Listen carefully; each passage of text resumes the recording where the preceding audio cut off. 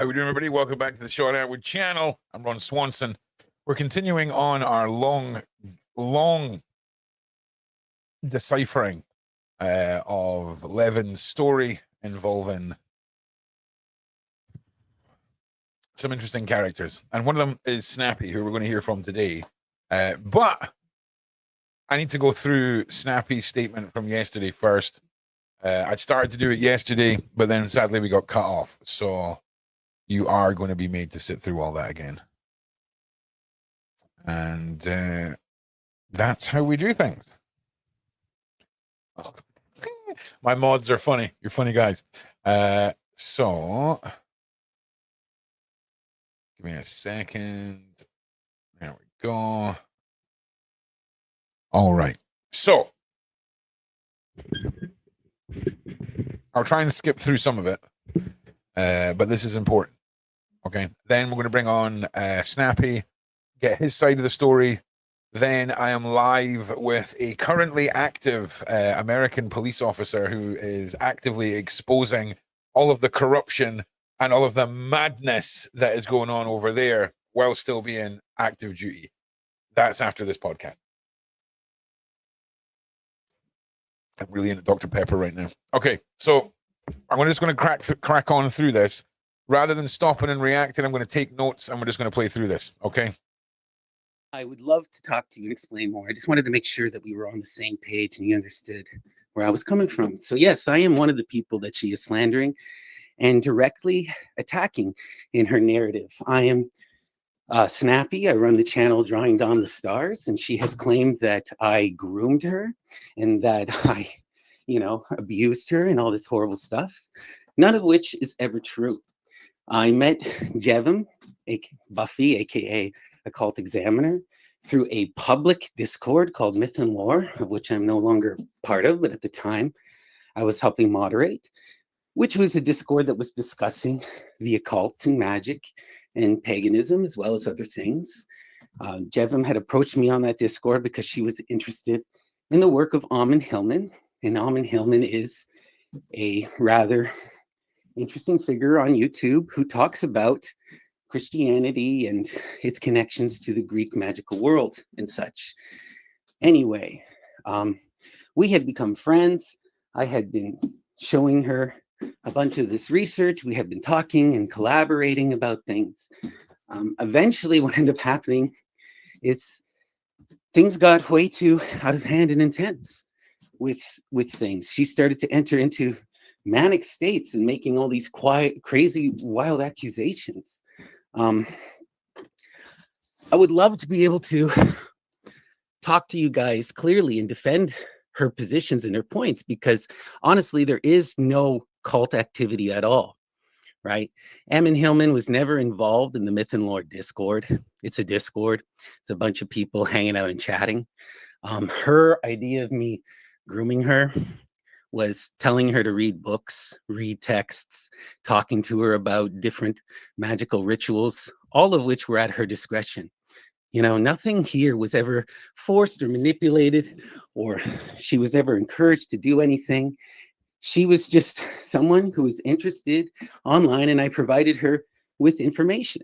Now, I have dozens and dozens of people who can collaborate my side of the story. I can present you many, many different people who have had serious issues with this woman where she has slandered them and can back up and collaborate my version of the events. She claims that Ammon is a cult leader.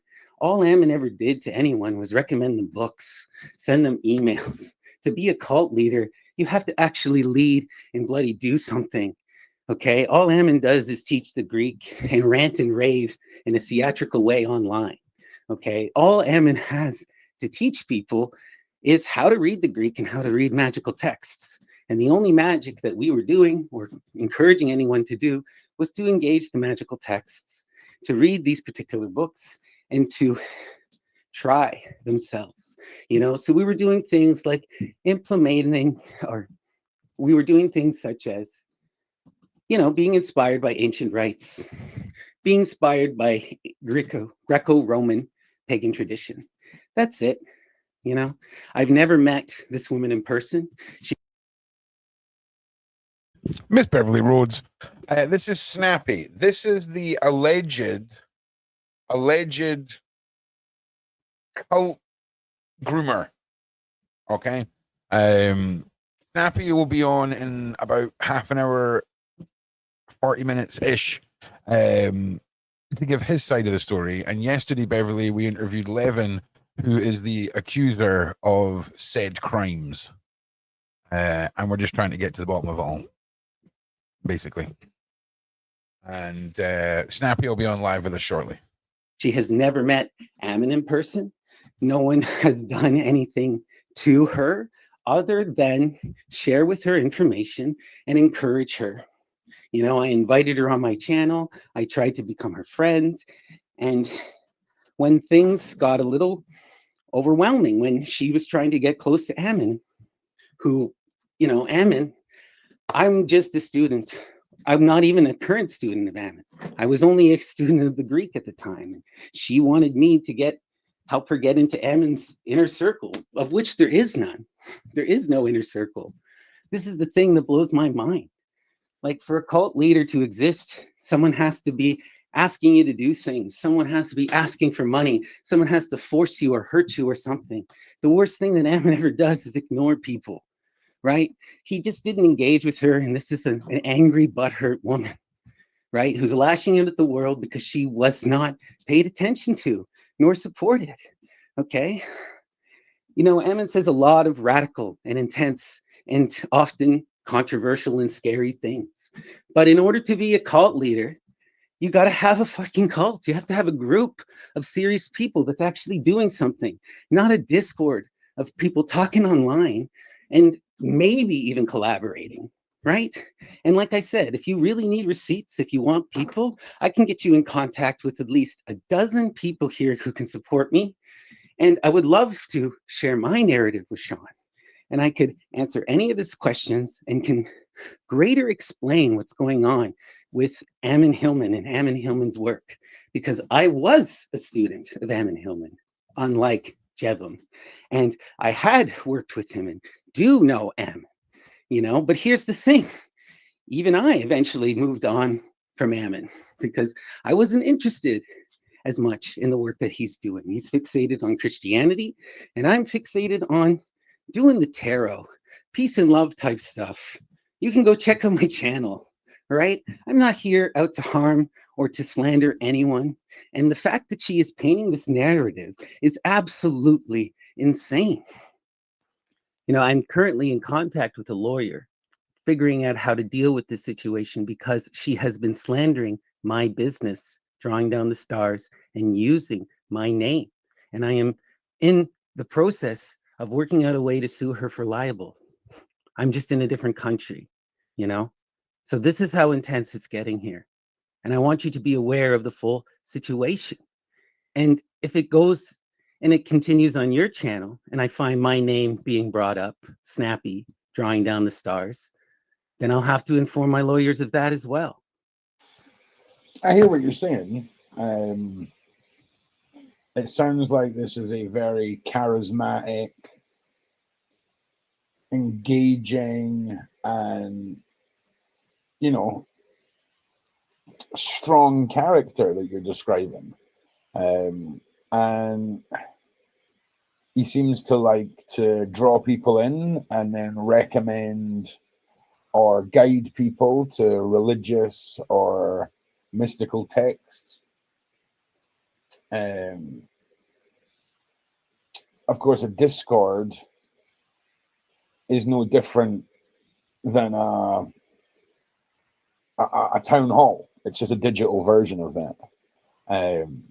And by creating echo chambers and creating digital areas in which you can isolate individuals, it's always interesting how quick people are to sort of pan off, oh, it's just this. Let me ask you, when you joined his school or you were his student, the indoctrination and the initial steps Was there an oath or a commitment or a pledge that you had to take as a student? Yeah, I'm not worried about your lawyers or anything like that, dude. I've been doing this 10 years and exposed the worst of the worst, heard the threats, seen the panic before stories go out and all the rest of it. It's just another day at the office for me. But like I say, you seem pretty capable of proving your points. Currently, it's a he said, she said scenario. So, yeah. And what else? I don't know. Like I say, you're going to have to tell me more. Tell me about the masks and the drugs and the books. Because you mentioned the books, but you didn't mention the masks and the substances. So you want to talk about that? And let me know about the pledge and that sort of thing. If you do not mind, of course. Oh, of course not. I don't mind. I don't mind talking about any of this. So first of all, there were several types of initiation that people were encouraged to do, but you got to understand something about magical initiation and the way that we were approaching it. This is something that you can do in order to get in contact with your personal muse. This is something that's been talked about and documented in the pagan and occult world for decades and decades and decades. There is nothing untoward or weird about any of this kind of stuff. Okay? You know, these kinds of initiations can also be incredibly normal. I know what I know that they also can be a little bit disconcerting, but they also could be just nothing, right? Here's the thing. There was some weirdness that happened in the Discord and some things that went down in the wrong way. And I will fully admit that but first of all, it has nothing really to do with Ammon. This has mostly to do with me. And I take full responsibility in regards to some of the things and how they went down. Ammon didn't start the Discord. Ammon was barely on the Discord. The only time he ever came on the Discord was when I asked him to come for a couple private chats. The truth is, he doesn't really know how to use technology, so he wasn't even participating in it. I was naive and foolish. I got really inspired by some of these things, and I really liked the idea of forming a secret magical society. And so we decided to create, potentially one, but it wound up never materializing because it was just a bad idea, honestly. And I had been trying to get people to do one of the initiations, okay, that were encouraged through the magical texts and whatnot, And okay, so it's, what do I say? How do I explain this in a way? First of all, drugs can be an entheogenic experience.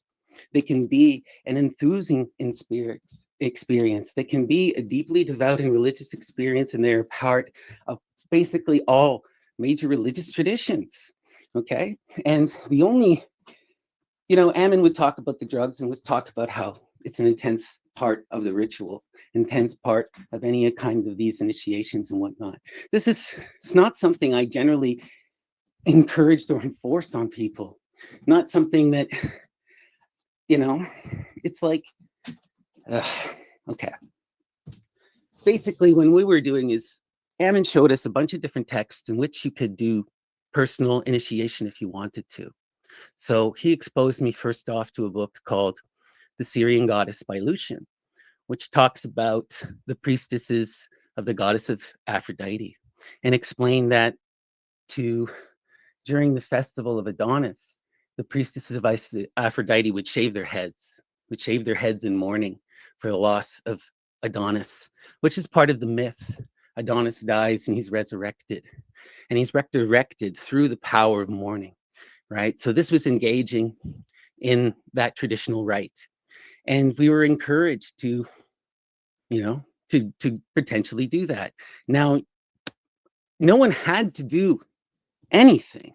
This is the thing where it gets so intense, is that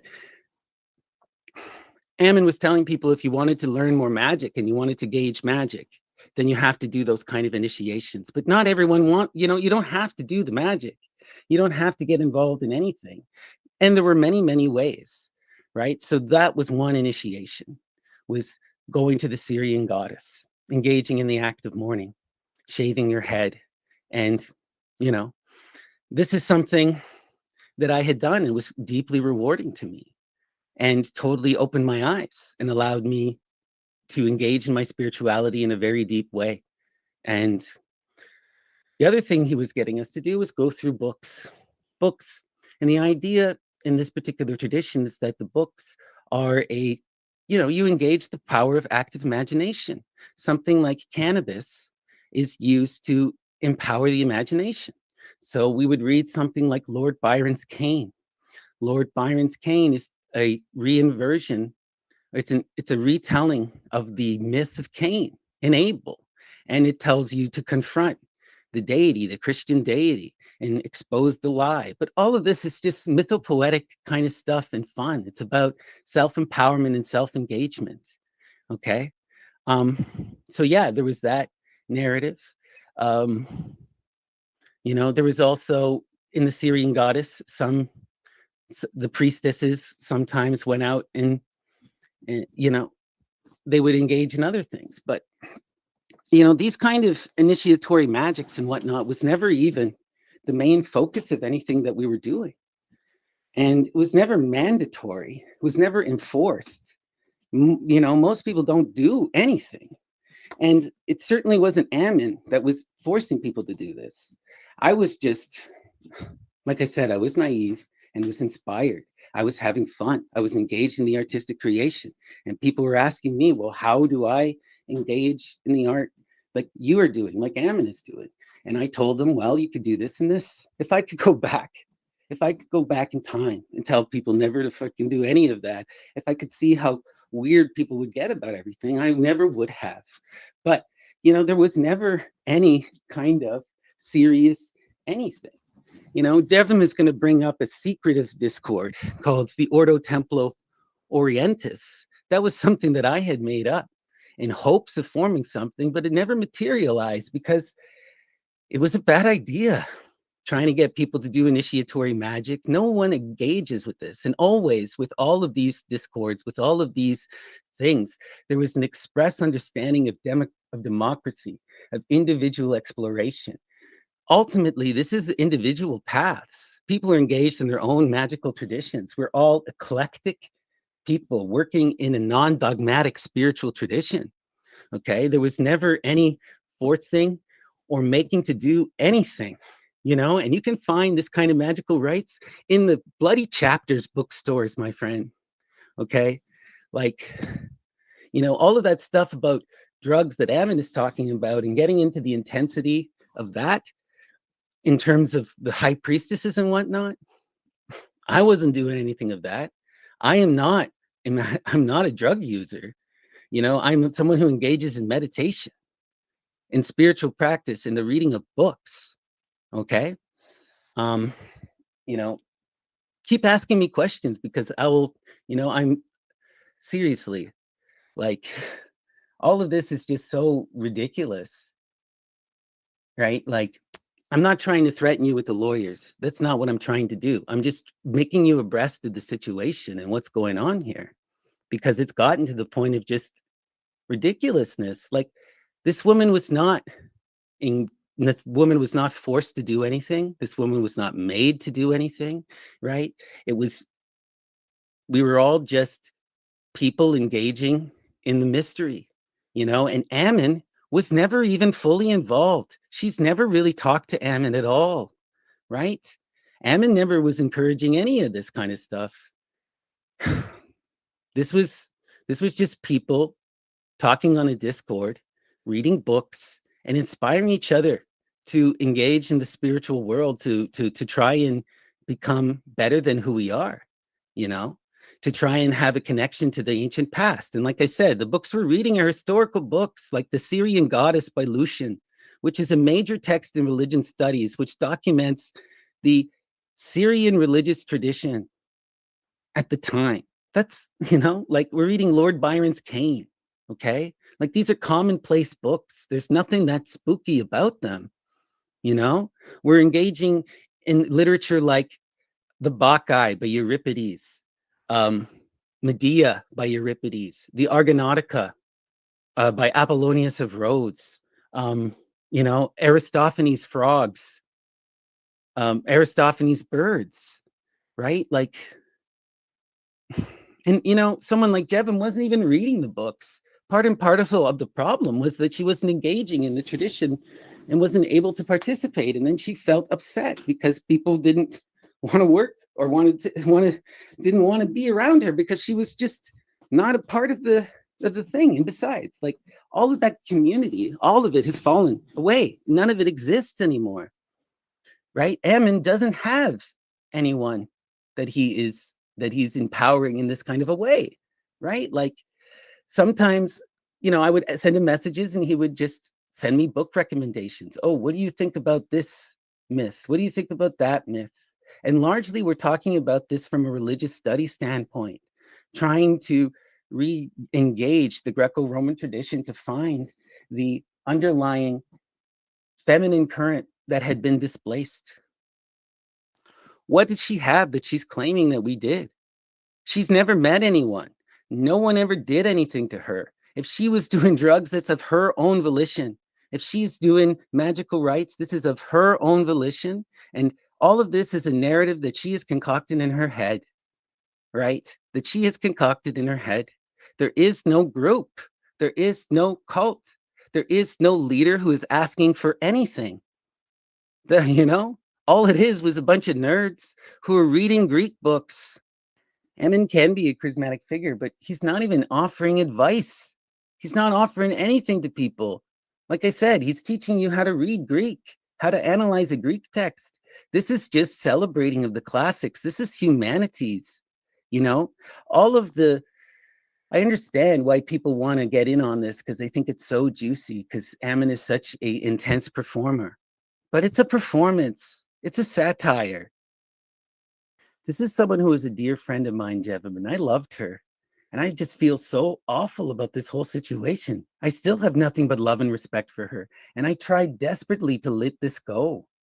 You know, I was hoping that she would move on with her life and leave me alone. You know, I don't want to engage in this. I don't want anything to do with any of this. I'm just trying to be a spiritual person. I'm just trying to be a good person. I have my own, you know, like, I'm not, no one, like, Ammon isn't even, I'm not even connected to Ammon anymore.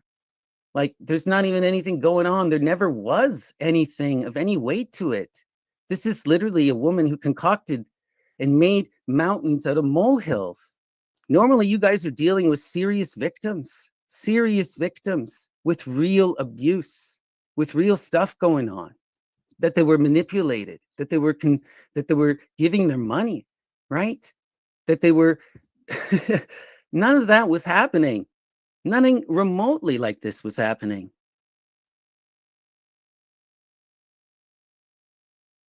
Joe, who overspoken about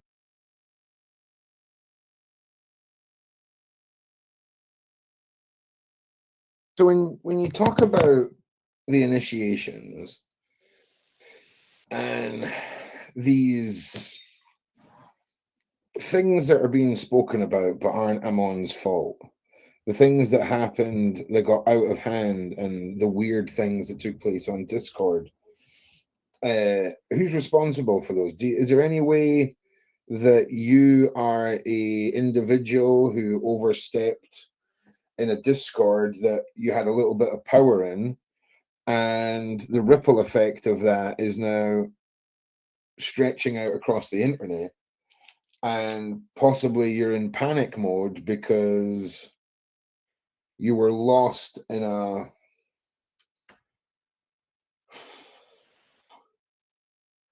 magical world with hierarchy, that you were in a position of power because of your closeness to Ammon. Do you not understand the relevance of that when there's initiation and drugs? And you can say there was nothing pushed on anyone, but when an entire community is focused on one ideology that you're all focused on learning together, those who may not embrace that would be outcast, right? Or am I wrong? Well, this is where things got a little bit, did get out of hand, get a bit confusing. And I do accept full responsibility for my actions. And my determination was, first of all, the public Discord was never one about a specific single ideology of any kind. Okay, it was never about a specific ideology of any kind. My naive attempt was to try and form a group of close personal friends who were engaging in more private work on a specific ideology. And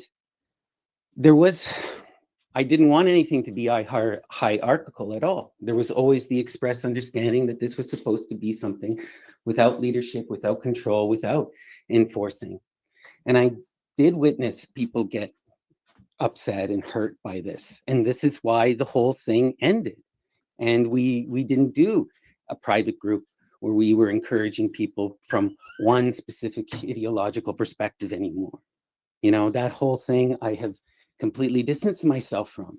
And again, I accept full responsibility for that. That wasn't Ammon, that was my attempt to try and create a study group of like-minded friends to engage in this sort of thing.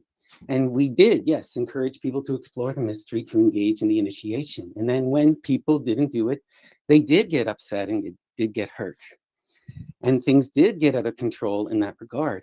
And like I said, I fully take responsibility for that. But there's a big difference here between anything like a cult and just a bunch of people trying to explore something and be friends with each other, you know, and I put it to bed.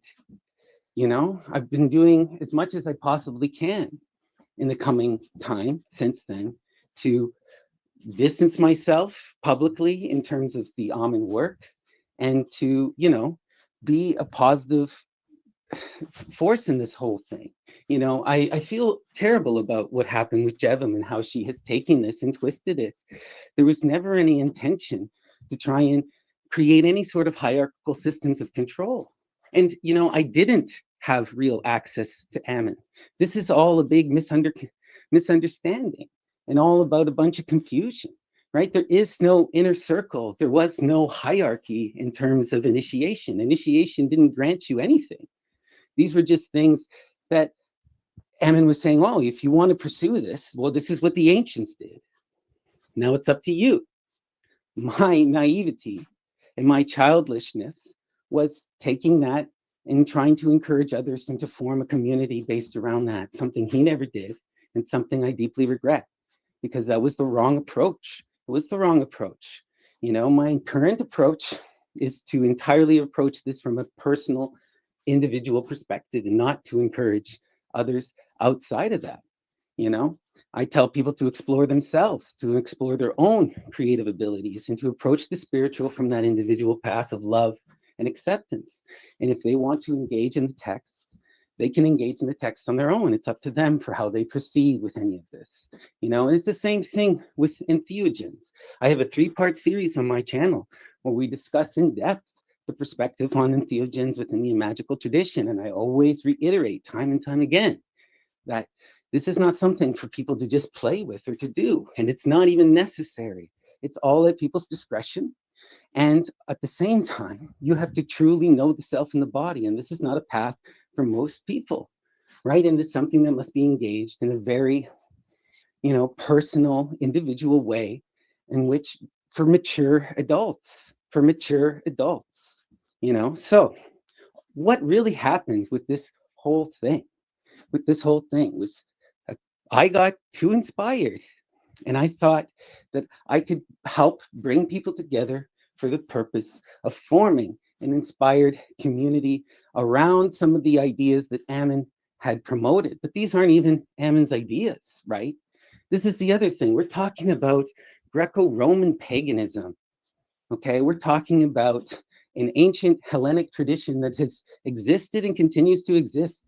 You can find all the stuff that we were talking about in public books at chapters, you know, like, again, Ammon may be a controversial figure who says some intense things, and he talks about wild things, about the past in terms of the more intense aspects of like drug use and whatnot. But like, we were never fully encouraging any of that. And again, my idea, all I was trying to do was bring people together as a friend group.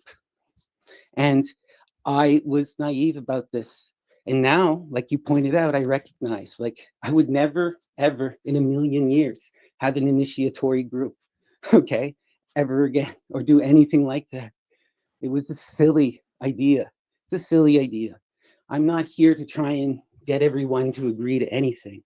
You know, everyone is a beautiful, unique individual and needs to live their life in the way that they decide and to face themselves, you know, and I have nothing but love and respect for people and their own unique individuality, right? And people did get hurt, and I seriously regret my involvement in those actions, you know, but all I can do now is try to correct the narrative and try to not let this get way out of hand and become something far greater than it ever was.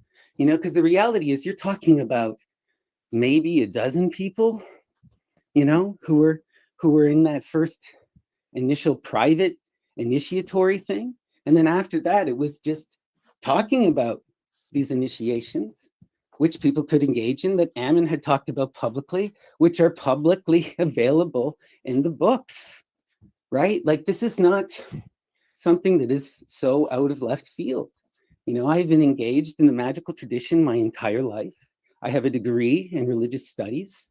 I have studied with many different communities and groups over the years, you know, and I've never had any problems with any of this. I've never dealt with any cult leaders, never dealt with any extreme pressure.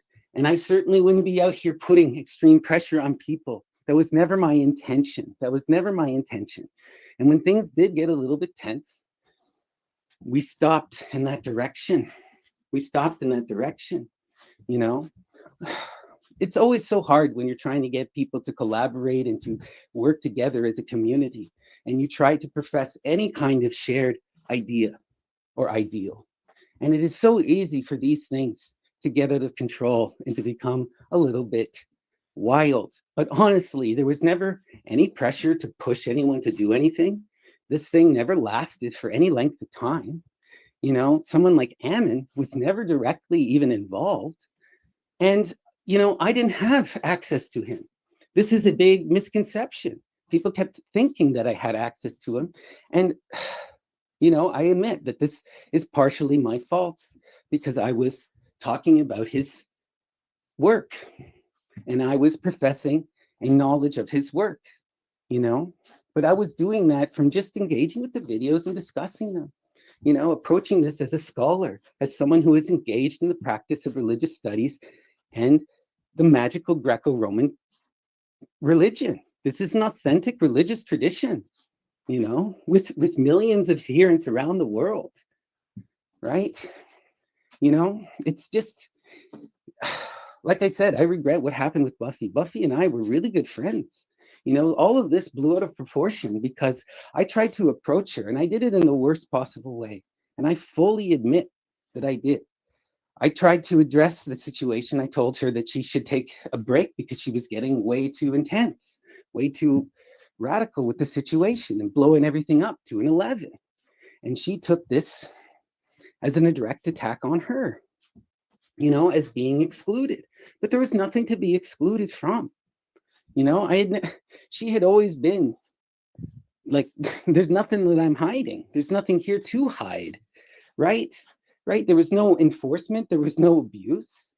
When she freaked out and started slandering me, I never tried to defend myself. I never even tried to address the situation outside of private conversations with her. I tried to let things go and move on. You know, all I'm trying to do is manifest peace and love, to approach my spiritual path in the way that I do, you know, and to encourage people to know themselves, to engage in their own personal development, right? And I don't do any of, you know, I'm not even involved in that myth and lore Discord. I left all of that behind. I don't work with Ammon. I left that aspect behind. You know, if this was a cult, if this was a serious organized thing that was out to seriously traumatize and hurt people, right?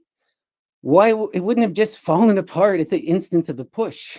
There would have been some kind of hierarchical leader who enforced people, who did something, who demanded things of people, right? There has been no abuse. There has been no real, you know what this is? This is just naivety, right? And getting too excited. And I take full responsibility for what happened in the Discord. I take full responsibility. This is not on Ammon. He wasn't even involved, you know? It's people, I see it now like what you're saying, right? He's a very charismatic guy and people. Yeah, don't be letting anybody dox anybody in the side chats. Let's get them kicked, banned, whatever needs to happen. Don't toy around with that stuff. Felt something. They felt something magical. They felt something empowered, and they couldn't get to him. They could get to me. And so often people thought that they could use me to get to him. They felt like there was this hierarchical thing. But the reality is like I took a few student courses with Ammon. We had a few really powerful conversations. He appeared on my channel, I appeared on his. But mostly our friendship is one of academic appreciation. Both of us coming from this as scholars of humanities, of people who have done deep study, who are engaged in the Greek language, right? And who have a shared perspective, you know. But as things have gone on, I'm not even really close with Ammon at all. I don't talk to him. I don't really engage with him. You know, I'm better friends with neo-Gnostic informant who had a falling out with Ammon. Here's the thing, Ammon is a Ronin. He does whatever he wants on his own. All he cares about is his family, his daughters, you know. He cares about his class that he's teaching that pays his bills. You know, he doesn't even charge for anything on YouTube or anything like that, right? And I just feel terrible that I have managed to sully and get him roped up into some of this stuff. And I understand that most of this is feeding into ridiculous narratives of satanic panic, right? Anti-queer narratives, anti-drug narratives, right? And just this moral panic over protecting the Christian norm, you know? But the reality is that this is just alternative spirituality. This is just people, right? This is just petty little drama that blew up into something so much bigger than it ever needed to be, right? You know?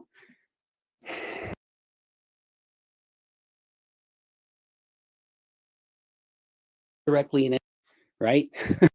With any of this. Currently, no private discords. There's not associated with any of this. I have a Discord for my YouTube channel, but people can, you know, get access to that through my YouTube membership. A couple dollars. There's nothing secretive going on at all. There are no current private anything going on, right? I'm not involved directly in any Ammon whatever at all. And there is no inner circle or anything. There was, like I said, an attempt to form a study group, and there was a private Discord that existed for a time, but it's been deleted. It got deleted when people, you know, when things got a little bit intense in terms of people getting hurt. There was never servers for sexual magic. We never engaged in any sexual magic, not of any kind. Not. 1 second, everybody. I think someone's at my door. 1 second. 1 moment, please, baby. Nope. All right. All right. Not me. And that was never encouraged, not of any kind. There has been never any engagement in anything like that, not even remote. And like I said, I can get you many, many testimonies of this. Many, many testimonies.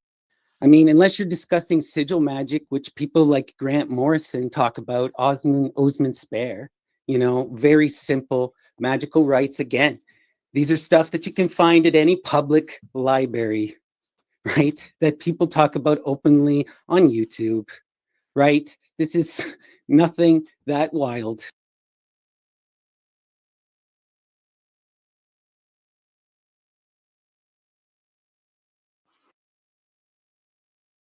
Well, the more extreme views that Ammon professes, or the ones that are considered quite radical, first and foremost is his main thesis. He argues from the strict translation of the text through a Greek lens that Jesus Christ, right, in the Bible, in the Gospel of Mark, is in a public garden with a boy, a young boy, a child.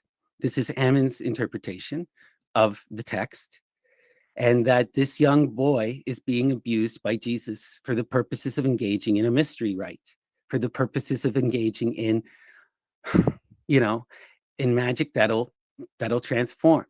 And the accusation then is that Jesus gets arrested in this public park by Roman soldiers, where Ammon insists, he screams out, "I am not a human trafficker." That is Ammon's most radical view. And that is the view that he has been pushing, that the Christian texts and that the Christian thing is actually involved in a left-hand form of the mystery rites, that they are engaged in a form of intense pagan magic, and that what this is about was about self-empowerment, that basically, he's, again, Ammon doesn't, he is arguing strict from the text, but people jump to their own conclusions about where this goes. And there's all these wild implications. But the big thing that he is implying was that Jesus is caught in a public park with a naked boy, right? And that he is performing mystery rites on this boy, that the boy has a medicated bandage on his private parts, right? And that this is related to the deep magic that you see in the more extreme magical texts that you see in the Greco-Roman tradition when you go back into the ancient past, when you're looking at the rites of Medea. The other controversial view that he has is that, Hebrew is an entirely constructed language, and that the Gospels and the Bible are actually written in Greek, right? And that they are a euhemerus text, that they seek to propagandize themselves and to usurp the earlier Greco-Roman images and mythology in order to empower themselves, right? That it's a political propaganda text, the Bible, both the New Testament and the Old Testament, that was developed within a cultural milieu for the purposes of national empowerment to justify war.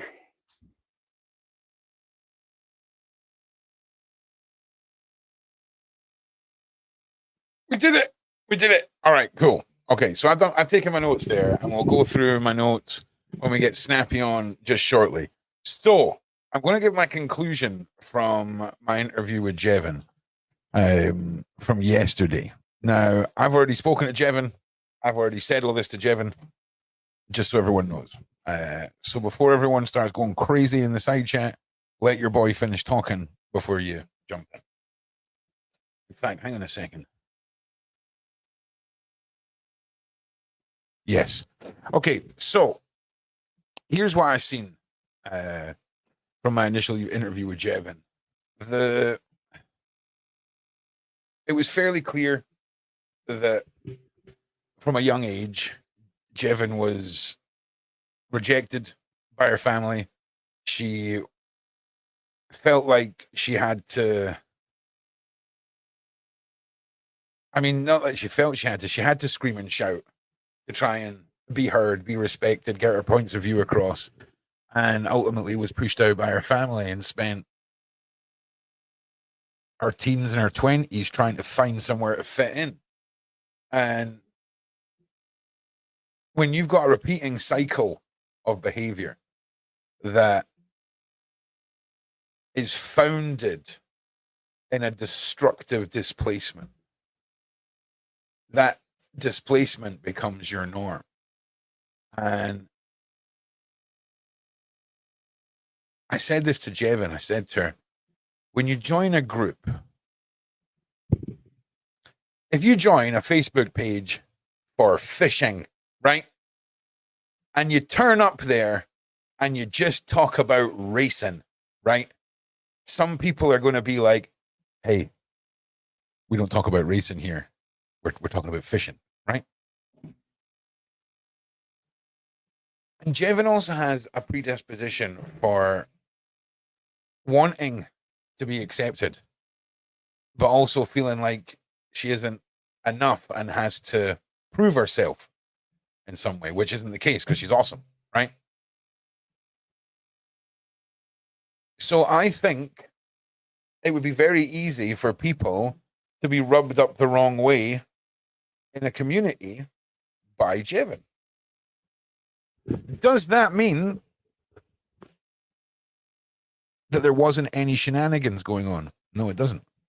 Does it mean that in actual fact, what we're dealing with somebody here who, if you're someone like me, who's been doing this a long time, took me 10 minutes to realize that about Jevim.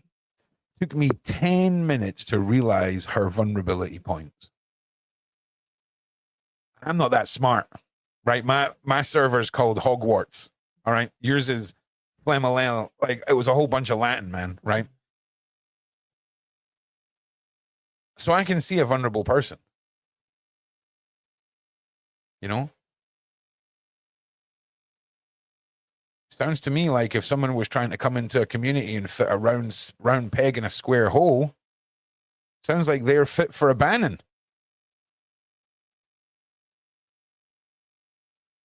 And it's important when we look at the modern digital equivalent of a clubhouse or a society. And it's very important that we understand this is no joke. Okay? This isn't a passive, it's just a Discord. Like, how stupid a statement. In a digital era, a general chat within your Discord is your great hall where you publicly address people, conversation.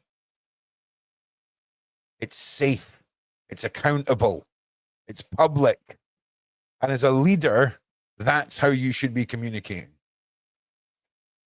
The minute any individual, vulnerable or otherwise, is taken to the DMs as a community leader, do you know what that's the equivalent of in a clubhouse? That's the equivalent of me luring you down to the basement where no one can see the conversations. Accountability goes out the window then. So what we're going to do now is we're going to bring in Snappy, and we're going to get his side of things. And then that'll probably take us up to 6 o'clock. So tomorrow's show on this, and yes, there's going to be another one. We're going into Mr. Oman himself, his books, his work, his theatrics on Lucifer, his mindset that to me can only be summarized one way. For that who is anti-Christ in his work.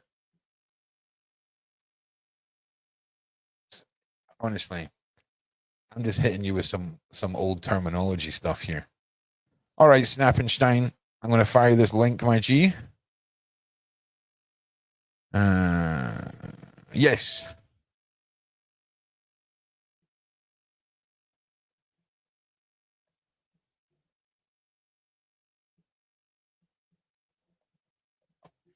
All right, Snappenstein.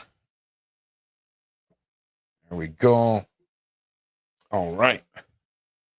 6 o'clock my time. Yeah, 6 o'clock my time. It's about an hour. We've got about an hour with Snappy. And then we'll get on with our next show, and then we'll be done for about 8. And I believe Sean is on later. I can't remember what he's on with. Also, God damn it, Snappy, you need to give me a second. I need to make a really quick phone call. All right. Oh my God, Snappy looks so much like Elliot, right? This is with Elliot with a little bit longer hair, the Norwegian dude. That was weird, man. Like, holy God damn, Elliot's longer haired freaking. In fact, you've got straighter hair than Elliot. Elliot's got a proper white boy fro. Do you know what I'm saying? Proper. Right. Give me a minute. I just need to make a quick phone call. Oh, hang on a second. They might have already texted. Okay, sweet. Okay, I don't need to make a phone call. Sweet as. All right. So, everybody, we're going to bring in Snappy. Now, I just want you all to imagine what this evil overlord looks like in your brain, right? Okay. Just imagine the horns and the wings and the claws and all this stuff. And we'll bring in Snappy. Normal looking dude, right? Pretty normal, right? So, okay, Snappy. Right, listen. there is so much to unpack here. Okay. Because, Absolutely. oh God, I'm so excited to give my conclusion probably in a couple of days on this, because there's a lot to go through. Right. So, Snappy, first of all, we've got about an hour, so I'm going to try and shut the fuck up, and I'm going to let you give your side. Focus on the important key points and stuff like that. If you want to throw in a couple of minutes of I'm Snappy, this is who I am, the history, all that stuff, feel free to do so. But let's really focus on you putting over your side. Now, the next thing I'd like to do is, if there's anyone else you want to bring in, and I've said the same thing to Jevim, I'll maybe even make a throwaway Discord and have some offline conversations that will be off the record with everybody. Yeah. Okay. So I'm going to shut up. Snappy, thanks for being here, and take it away, mate. All right. So my name is Snappy. I run the channel Drawing Down the Stars. And for a while, I was running the Myth and Lore Discord. And I was a student of Dr. Ammon Hillman. I'm a religion studies student, and I am a practitioner of the Greco-Roman magical tradition. And this is what I was interested in. I got in contact with Ammon. Basically, I'm like yourself, when you were talking on the stream last time, Ron, you told me that you were a pagan and that you met your God, right? That you had confronted Odin. Yes. Right? Well, me. I'm just chilling in the woods, I want bro. to be clear. I'm just chilling in the woods, Snappy. I'm chilling in the woods, minding my own business, staring and doing fire gazing. And then he came for me. I never searched out nothing. I was just minding my business, and here we are. So, right. Yeah. Absolutely. And well, also, I want to first also apologize to Jevim and say sorry. This has gotten way out of hand in many, many different ways. And we all are trying to defend ourselves, and things just get into these intense back and forth. And I'm sorry I hurt you. I'm sorry for everything that has happened. And once this is done, I hope to never speak about any of this regarding you again. I have nothing but love and respect for people, and I want to move on with my life. I just don't want to have to deal with this kind of extreme slander against me. Okay? And, this is all just an unfortunate situation, a deeply unfortunate situation. And I was deeply naive, and I got wrapped up into something in a very spiritual way. And I think that Jevim did too. And we all got a little bit too intense into it, and things got out of control, right? And Ammon didn't help the situation here at all. Ammon did not help the situation here at all with his crypticism and his even being the shadow figure in the background. It only made things worse. I was very naive about everything. I was inspired. I wanted to form a magical community of friends. I had undergone an initiation in where I was completely transformed, and I met my gods. I confronted my tradition, okay? And it totally changed my entire life. And I want to put this in perspective, because I have to be fair to Ammon here about the good things that he has done for me personally.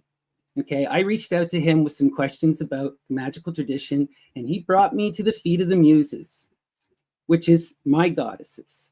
And I was able to experience a profound transformation that radically changed my life.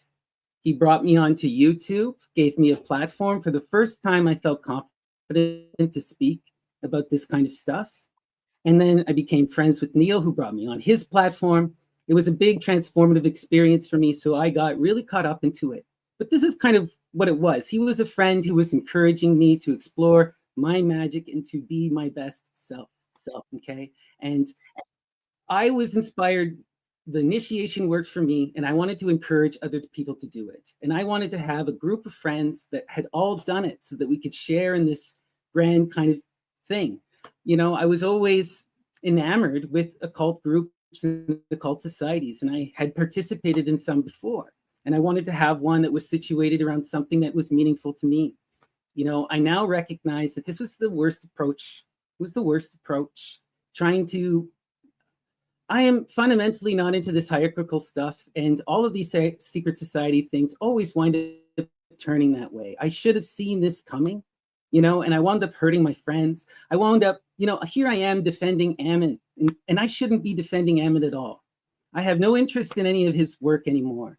I was a good friend and I gained what I needed to from him as a teacher, and I'm still friends, but I'm not interested in any of the stuff that he's doing largely. I have no beef with Christianity. I don't really care about any of that kind of stuff. And I certainly do not want to be offending people. You know, part of the reason why I decided to publicly distance myself from Ammon is because he's engaged in a specific magical working.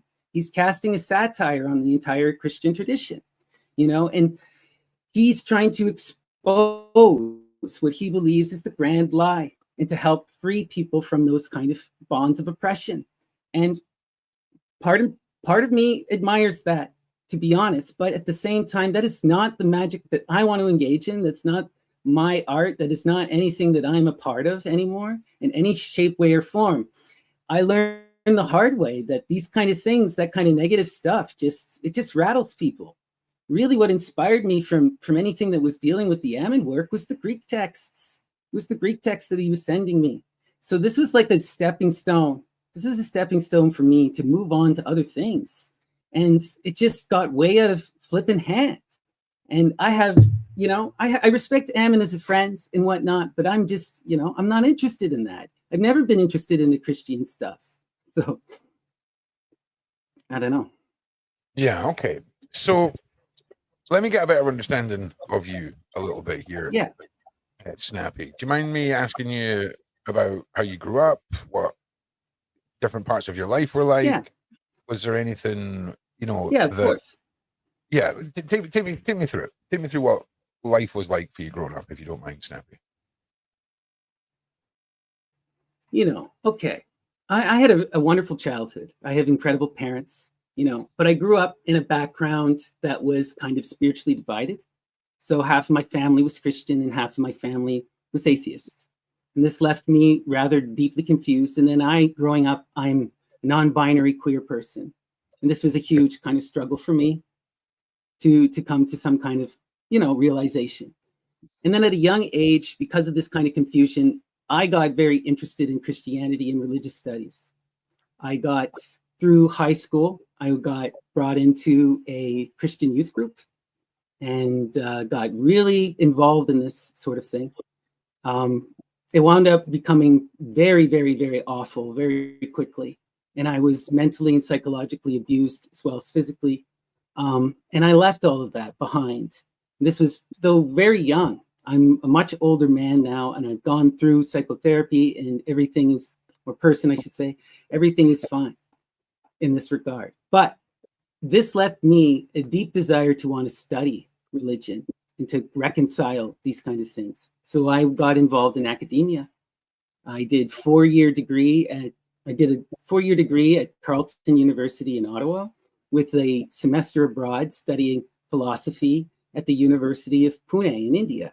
And I deeply pursued a lot of this kind of magic in comparative mythology for a long, long time.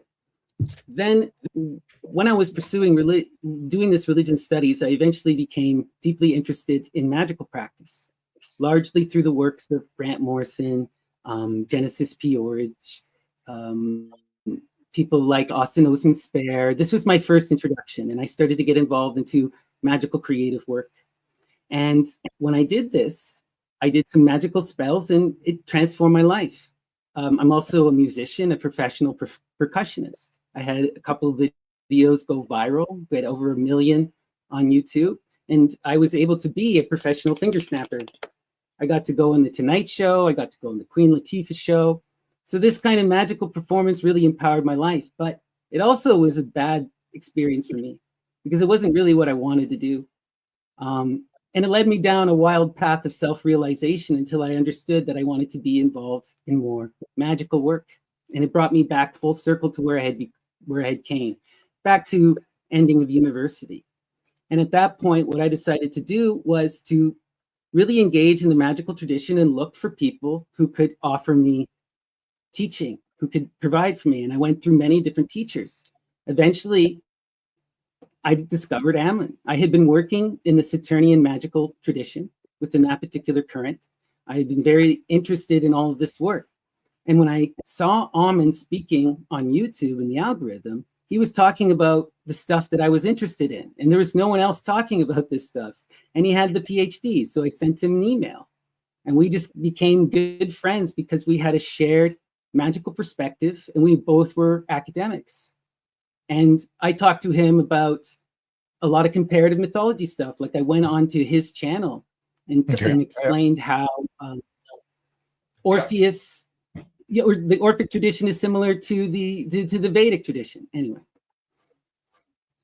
you know, so my experience with all of this has been truly rewarding. It's been so empowering for me and life-changing and just in great. Like I'm at the best place in my entire life. Nothing could, you know, besides this little thing here. I'm totally and completely satisfied and at peace. Okay. I mean, it's an interesting background, I have to say. And I'm sorry to circle back to the one traumatic moment that you mentioned.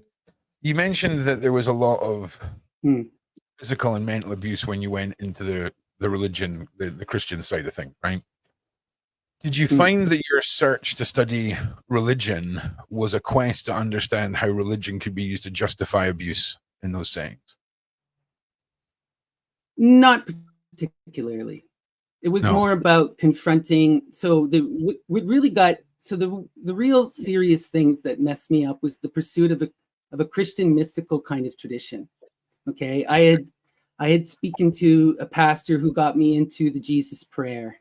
Okay, so Jesus Christ, Son of God, have mercy upon me, the sinner. I'd become really obsessed with this. So when I say abuse, this was all self-inflicted.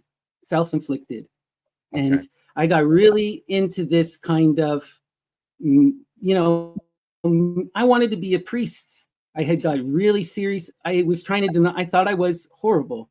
You know, in the Christian tradition, a queer person is, you know, at least from my perspective at that time, I was a sinner.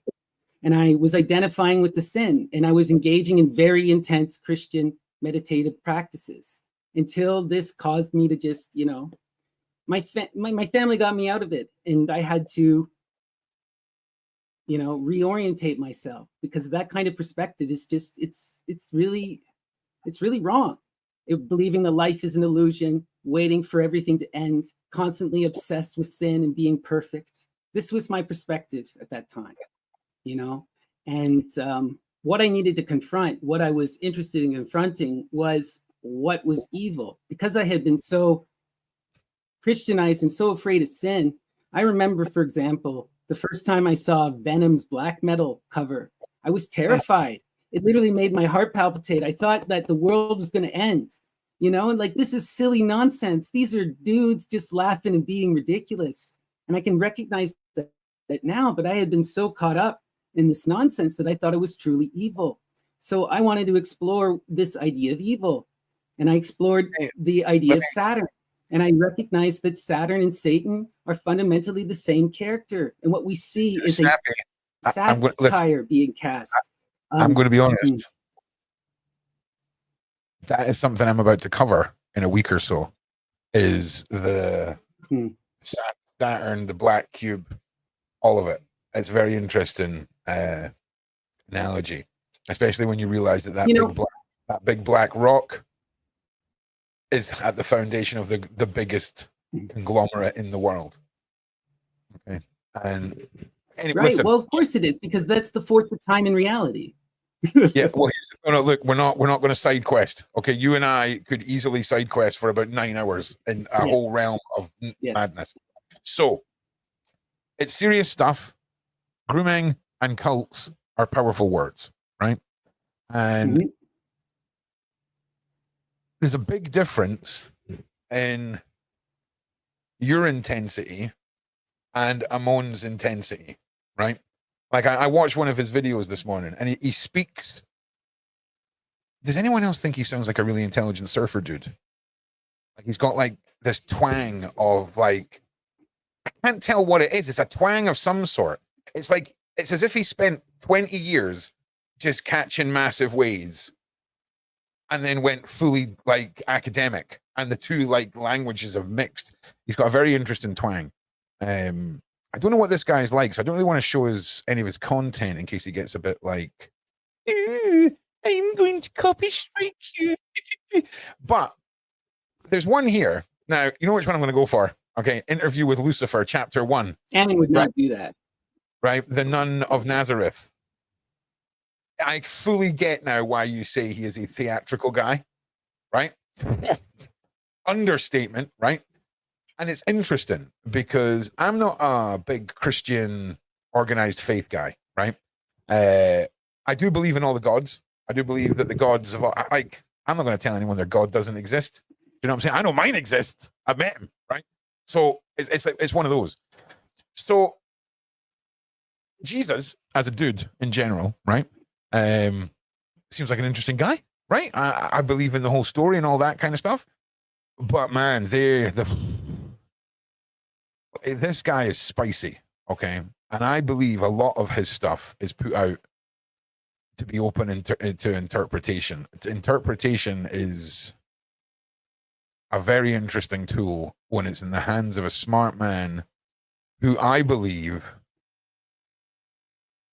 when he talks, he uses a lot of characteristics of somebody who wants to draw you in and keep you drawn in. And that's what makes an engaging person. I mean, that's what most people who are successful online are. They can draw you in, they can keep you engaged, all the rest of it. It's a talent to be able to sit and talk nonstop for 5 or 6 hours, all right? Guaranteed there'll be 45 minutes where you made no sense and you were filibustering, but that's okay. But this guy seems to have, I feel like he's searching for something. Like, he seems like the sort of guy that wouldn't surprise me if he's become obsessed with trying to find everlasting life, or to be reborn, or to have this sort of a mindset. I watched a short where he was talking about the frick is the guy's name? What? God, hang on, we'll have to play it. So I can tell you what I can tell you this. Ammon is engaged in a magical act. He's engaged in a satirical magical performance that is designed to expose. Now, this is, forget whether or not it's right or wrong. We're just looking at what he's doing. He's engaged in a magical act that is designed to flip the poles, to cause. Are we talking about image of Christianity to be satirized? Are we just talking about ancient? Well, what it is that if you look at ancient rage bait, the idea is like, this is what was done to Medusa, right? Medusa has become vilified and turned into a monster. But if you go to the most ancient of texts and you break this down, Medusa was not a monster. She's a temple guardian. She's an Amazonian priestess. The snakes in her hair are dreadlocks. Like, this is someone who's a foreigner who's looking at another culture and vilifying it, right? And so that's what's kind of happening, but it creates monsters, you know? And this is what the Christian tradition has done to the pagan tradition. We can see this fully. One of the most famous quotes from one of the church fathers, Orosius, is all that is evil is pagan. And the whole point, like, they took the god Pan and they reduced him to Baphomet. They you know, they're engaged in that kind of stuff. Now, Ammon is trying to do the same thing. He's flipping it on his head. What the Christians did to the pagan tradition, he wants to do to the Christian tradition.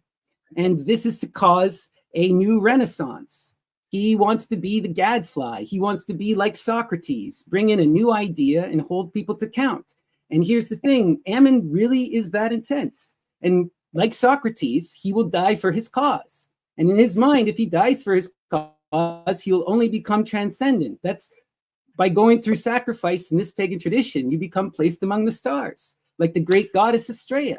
So sadly, the only true way to create a new path for people to follow, Snappy, is to live your life on that path, to write it down and die, and then for the world to have true free will, where there's no one to guide them, and it's your interpretation of one's path. That's the only way you can do it. Any other way of trying to shape something in your own vision, we're too corruptible as humans, you know, and we're going to get into that. No, listen, don't worry. I'm all over the spectrum. But again, this is also just my interpretation. As you've seen with Ammon, you go to Ammon and make up your mind yourself. He speaks thousands of hours, you know? I don't have enough time to be clever and try and like use your words against you right now. Okay, so we're not in a situation like that. Don't worry. But here's the thing: is it possible, Snappy? Right? Oh, one more question, and I apologize to go back again. You mentioned growing up, you realized you were queer, and how did your family accept all? How were the Christians and the atheists with it all, or was it just all totally fine?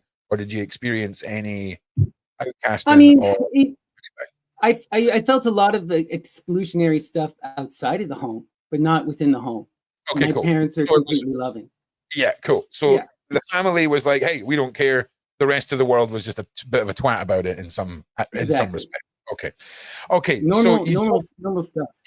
Yeah. So there's no sense of loss or detachment or needing to fill a hole or anything like that. That's fine, and that's why I asked you, bro. So, okay. Now here's the thing, Snappy.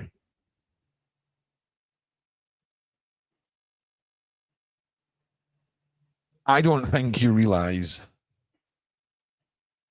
how vulnerable people are to individuals like now. I do now. I don't know what you do now. I understand you do now because I think we're looking at a case where when you have something like a Discord, dude, I used to have a YouTube channel with 117,000 subscribers. I had a Discord with thousands of people on it, right? And I became this toxic, ego-fueled version of myself because you had all these people, right? And all of a sudden you could type one thing and the praise and the, oh, yeah. And it just slowly goes into your brain, slowly. And all of a sudden, I'm now addicted to this world that's in this portal, this 2025 version of a freaking mystic mirror that is the internet and a goddamn monitor. Just found myself being drawn into it. And it's so easy to fall victim to our own ego, our own self desires. And I don't mean that in a pervy way. Like, search for knowledge, there's a better way of putting it. And in your situation, the whole group seems to have been in search for knowledge. And that in itself creates a hierarchy for those who have, and underneath them are those who don't. But it's a clever hierarchy because it's an unspoken hierarchy. And when we start getting into magical realms, and we start getting into the magic and all of this stuff, there's a certain sort of type of individual who is drawn to being accepted, right? And if we're not able to spot vulnerabilities in people, we can fall into situations where what we do with other people is seen as normal, right? It's seen as normal, but then there's certain individuals where what we do can be quite damaging without us realizing it. And I'm not saying that's what's happened. I'm just talking out loud here. Now, when it comes to some of the things that were said, now let me just go back here because you're quite a nice guy, Snappy. I got to remember here. I've got to like question you here, right? You're quite a nice individual. So yeah. Let me just go through my notes here. Okay, so you said in your original chat, right, that magic was never at the center of this, and I kind of believe what you were saying is the public server. It sounded a lot about this Greek knowledge. Is there any possible way, right, in this world that you could have been part of something that you didn't realize, a part of a system of imagine 30 Snappies all around the world, all facilitating discords that aren't actually this person's, but hey, he's involved in them. Fucking great scapegoat, bro. I use the analogy of if this is a street gang, you're the guy on the corner selling the baggies, right? And Oman is the guy buying the baggies. And he's got all these dudes out on the corners, and when the shit hits the fan, it's you guys that end up in the jail. You see what I mean? I genuinely think that there is a massive story here. I don't believe that there's that Jevin's the only Jevin. I don't believe Snappy's the only Snappy. I believe that there is a chain of, and this is not an insult on anyone's intelligence, but brainwashing in a sense of, you've got to understand how alluring knowledge is to people. You've got to understand, side chat, like forgotten knowledge, like how the pyramids in that. If someone was like, hey, I know how you can move a 300-pound stone with vibrations, I'd be like, all right, I'll join your Discord. Give me a book to read. Do you know what I'm saying? Because knowledge is power, right? But here's the thing. I do believe that there is someone involved in this whole situation who understands everything that's going on, right? And I think that it's possible for people to become victims when people lose sight of themselves. They lose sight of what they initially stood for, because a lot of these communities start out with grand goals of democracy, no hierarchies, and all of this stuff, and it becomes something else over time. Egos take over. I've got a Discord, and it's funny because the way that you spoke about how your Discord was founded is exactly how I talk about mine. I'm the leader of that Discord and have no power there. It's the mods and the community that vote on everything. If someone gets banned, I can't unban them. That's the communities that's banned them. I step away. I do not address anyone in DMs apart from my mods. I stand accountable in the community forums, or I stand and talk in VC, because I've learned that you as a leader, you have to be accountable. And I mean accountable for every action that you take within your community, and taking things behind closed doors and allowing secrecy. It's appealing to us all. Okay, that's why we watch true crime and go on roller coasters, because we all are a bit mad and like a bit of danger and a bit of like allure. Okay, I get it all, but it has to be handled with care. You're allowed to create something in your vision, but you should step away from it and allow it to grow itself, because shaping something with one person's ideologies without genuine community, that's when things start sounding a little culty. And this is the thing. Let me just read this to you, right? A cult leader is an individual who leads a cult, a group of characterized by intense devotion, often bordering in fanaticism towards a specific person or ideology. These leaders typically exert significant control over their followers' lives and often manipulate on coercive techniques to manipulate their authority. Now, I think that's how Oman has shaped his snappies, if I'm being honest, right? And I think when you have this connection to the one, Oman in this case, and you have the teachings, and you have that relationship that's so sought after, you yourself make yourself a disciple in the eyes of people, you know, whether you like it or not. And there's a reason why people used to get their heads chopped off, right? Because that's how dangerous a line we walk with groups like this. And when people messed up, it was like, mate, listen, we know what you were up to. Okay, off with his head. Okay. But we live in a polite society now. And there's a lot of things. See, this is the thing. We've heard from you. We've heard from Jevin. Next, we're going to take it to the receipts, man, because I've listened to both of you, and I know Jevin's cast characteristics. You know, she stood out, and there was characteristics that stood out there. I think with you, I need to see some DMs, right? Because you are either an incredibly clever man, Snappy, right? Who I'd be very disappointed if it turns out that's how this turns out, Snappy. But hey, someone's going to be let down in this situation. She has her.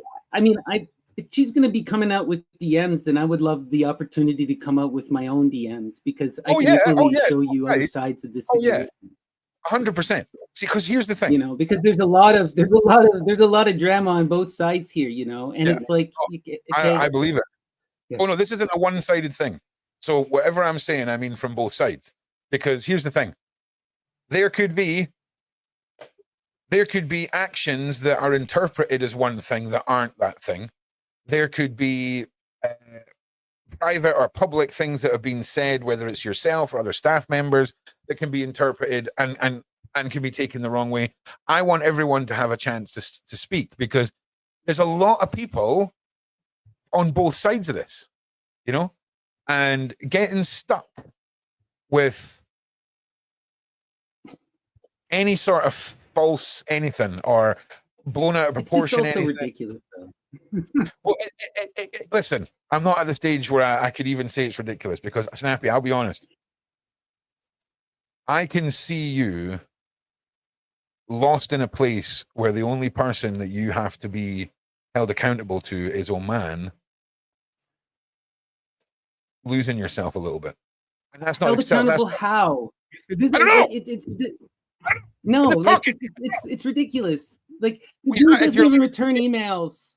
Like, listen, man, listen. If we're talking about a community, if you're gonna have a community, you have to be accountable for the actions of yourself. And I do feel bad that some people got hurt, but we got to be honest about what happened. People got their feelings hurt. You've said this here yourself. No one is being forced to do anything. Nothing is mandatory. You know, the one thing that I did, I closed, I begged for forgiveness, and I've tried to move on from it. This whole thing is a big nonsense. You know, if you guys have issues with Ammon, take it up with Ammon. I have completely disassociated from that whole thing. I'm not interested in it.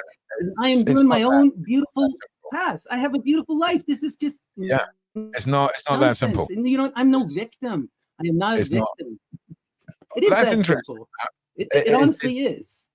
I wish it was. I mean, you know, it's just, listen, I will promise you that it is. You're making mountains out of molehills for views. I'm making mountains out of nothing. You want to talk to the Satanists, Ammon. Oh, listen, I'll put forward a request to speak to Ammon. You got to understand, the people that are in my soul tribe, right? By all means, we do not have to request anything from anyone. If we need to stand next to you, we will stand next to you. We are a very clever group of very talented human beings. And I'm very, very lucky to be associated with some of the people that I am. So, listen, whoa. Going over this with such a fine-tooth comb is absolutely wild to me. There's been no real anything. You know, look at the sunlight. Like, if you guys have issues with a man's theories, then go argue with Ammon in the academic world. Go challenge him on the front. I would, you know, but sadly, you said yourself he's not involved in the Discord, right? So it's the Discord that's in question. Not really. Correct. So that's why I'm not going to Ammon with this. But this is nothing though. Even it's a Discord. It's all public. Go check it out.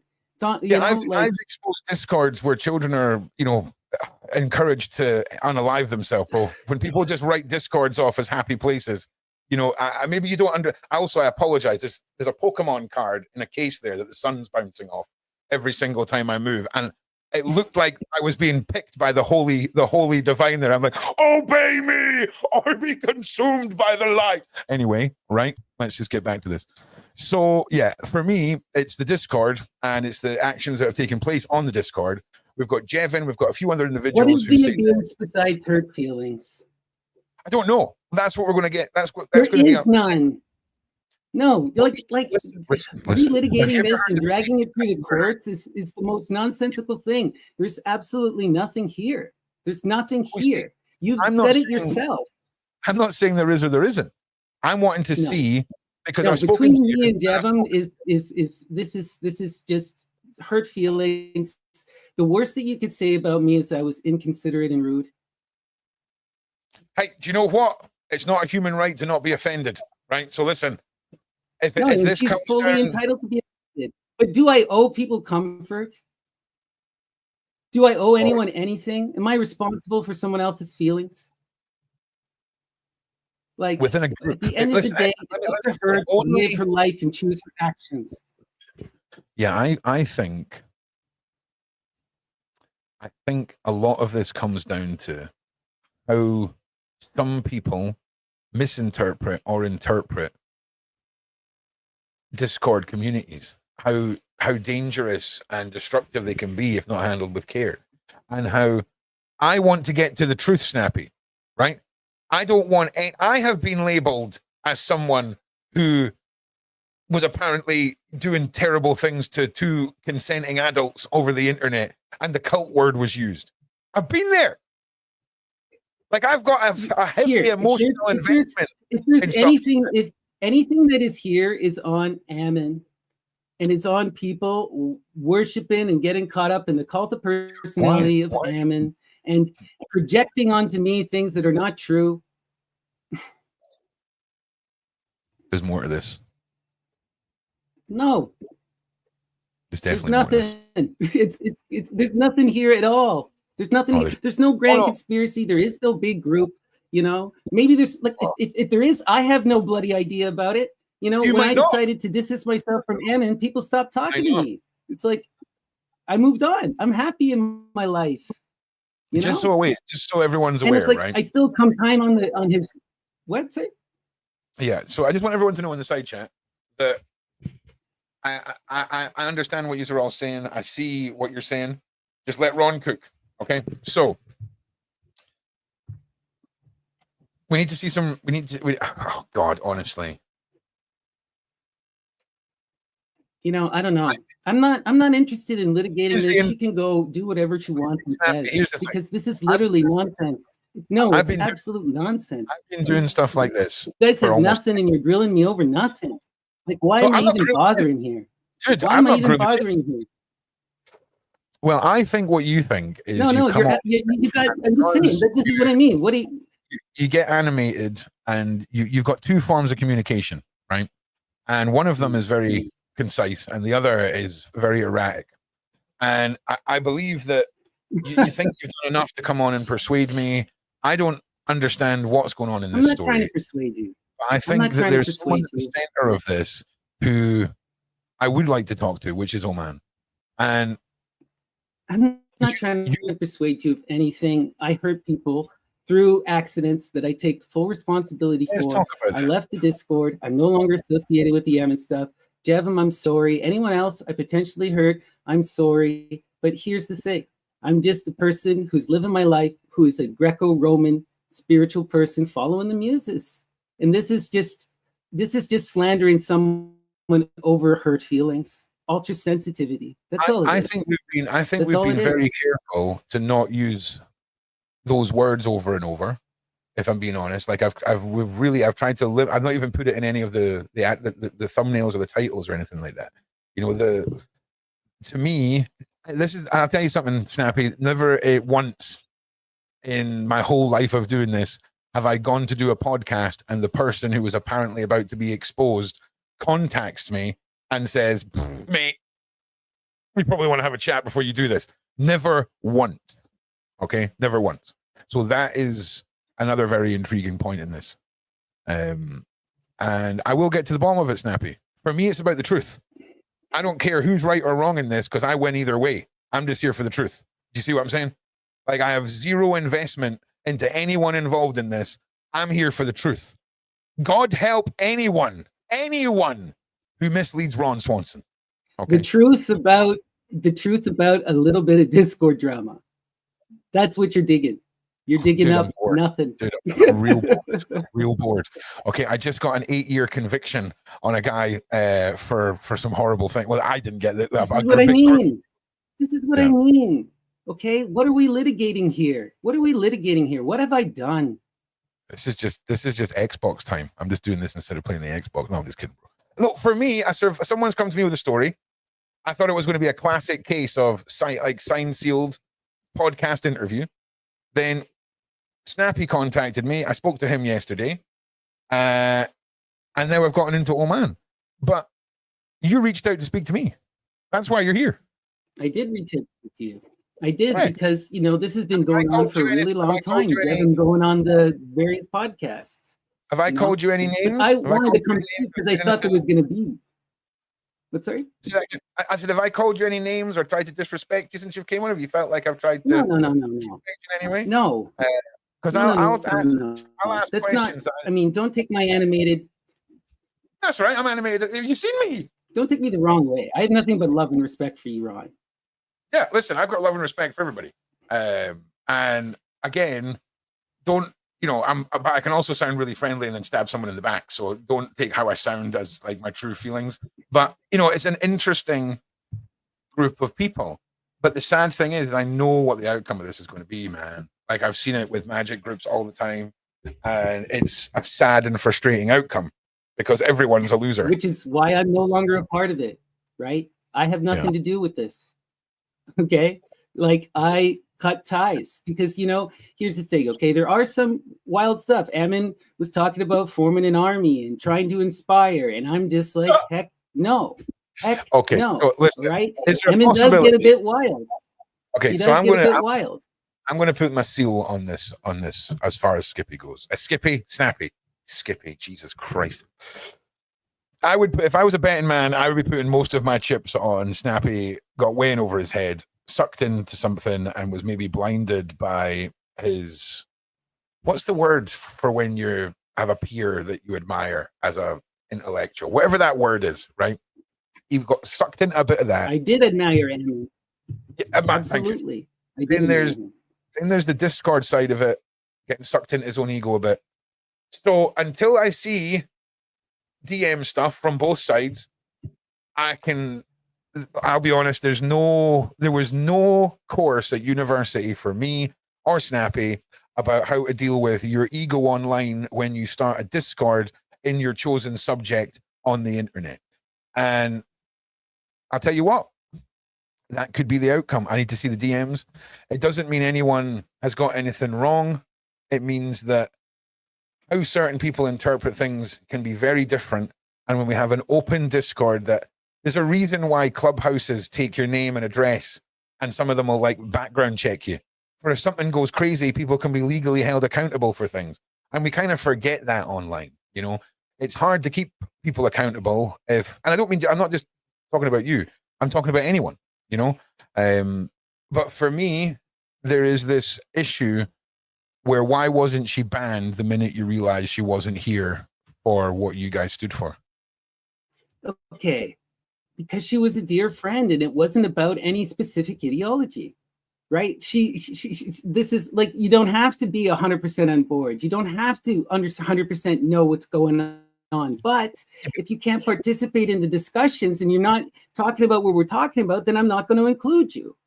And that's where a lot of this hurt came from. She wanted to have her cake and eat it too. But like you were in your analogy, if we're all talking fishing and you come in talking sailboats, what are we supposed to do?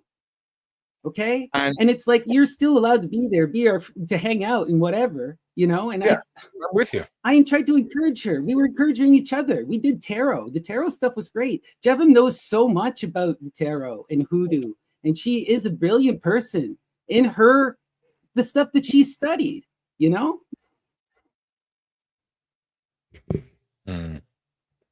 Well, look, you're an interesting chap. She's an interesting lady. And listen, do you know what, right? I know you say you're done with this, right? None of you are done with this. These are done with this when I'm done with this. And I've got a funny feeling there's a story behind this story, right? Don't roll your eyes because you think I'm an egotistical prick. I'm being serious because I don't even know if I want to come back on for this at this point. And you're threatening me. No, when did I threaten you? Sorry, what did I say? I beg your pardon. Well, no. You're like pressuring me. Wrong word. I take that. You gotta let Ron talk. Ron talks in ways that it's ridiculous. Because I think there is an evil force at this, and I think there's a lot of people who have stepped away and would like to forget and want to be done with this. Because it is embarrassing to realize, oh my God, did I get sucked in too deep? And it happens all the time. If you want to go and look at people who are supporting Ammon now, you got to look to the Danny Jones community. Go talk to Danny Jones. Go talk to Ammon. Go talk. I will. Go to the source, I right? will. Like I said, like I'm not. I'm Oh, you got to nothing remember, here. I'm just ending up, but you got to understand, I'm brought into this under the C word and the G word, right? That was why I was brought in. And now I'm like, there's a problem here, but I don't know if it's these guys. So now I'm like, well, let's try and fix these guys and then go and find the true problem here. Because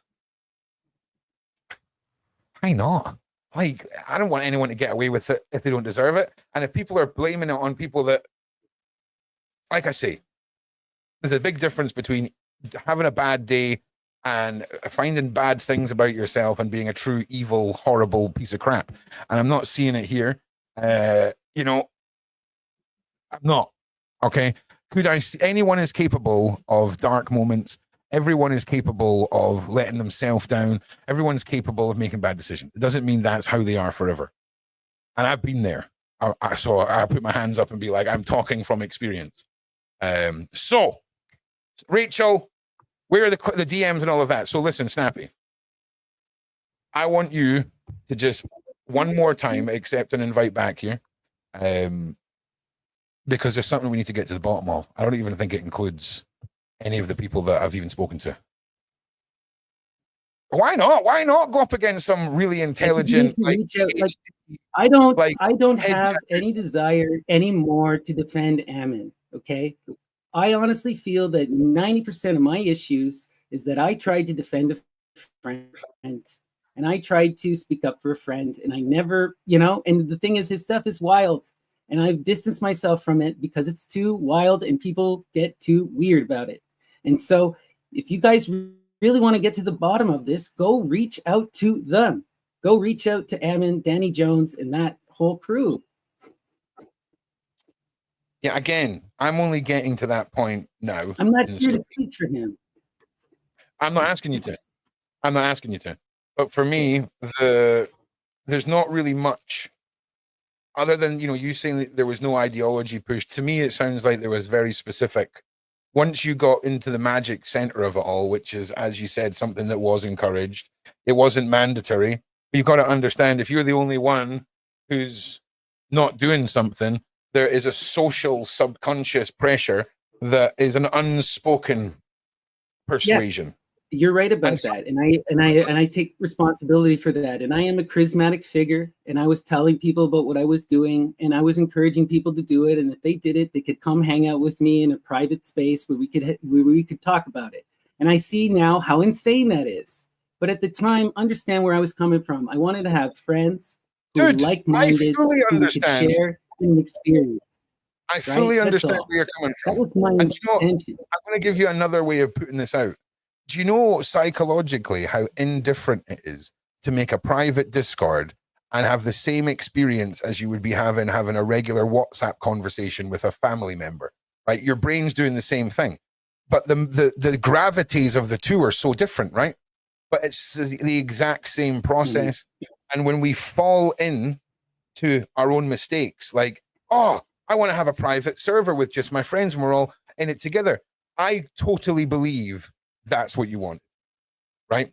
In the same way as Sean Atwood from the Sean Atwood channel just wanted to sell some disco biscuits to his friends.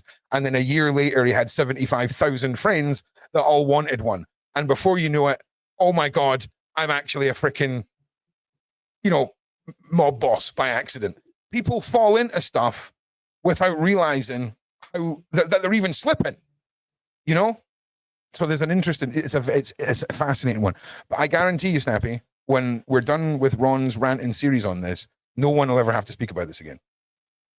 Ever. We're going to get to the bottom of it. I'm going to give my conclusion on it all. Ron's pretty arrogant when he comes to getting to the bottom of stuff. And I don't want to see anyone go misbranded. I don't want to see anyone go unheard. And you don't owe me anything, okay? But I would really appreciate it if we could arrange one more time for you to come back. And I think what would be fair, maybe we won't. Maybe I'll carry a wee Discord offline, and you can bring some of your friends, and I'll have a word with them, and you and I'll do the same with Jevim, and we can keep it offline, and I'll just do a conclusion.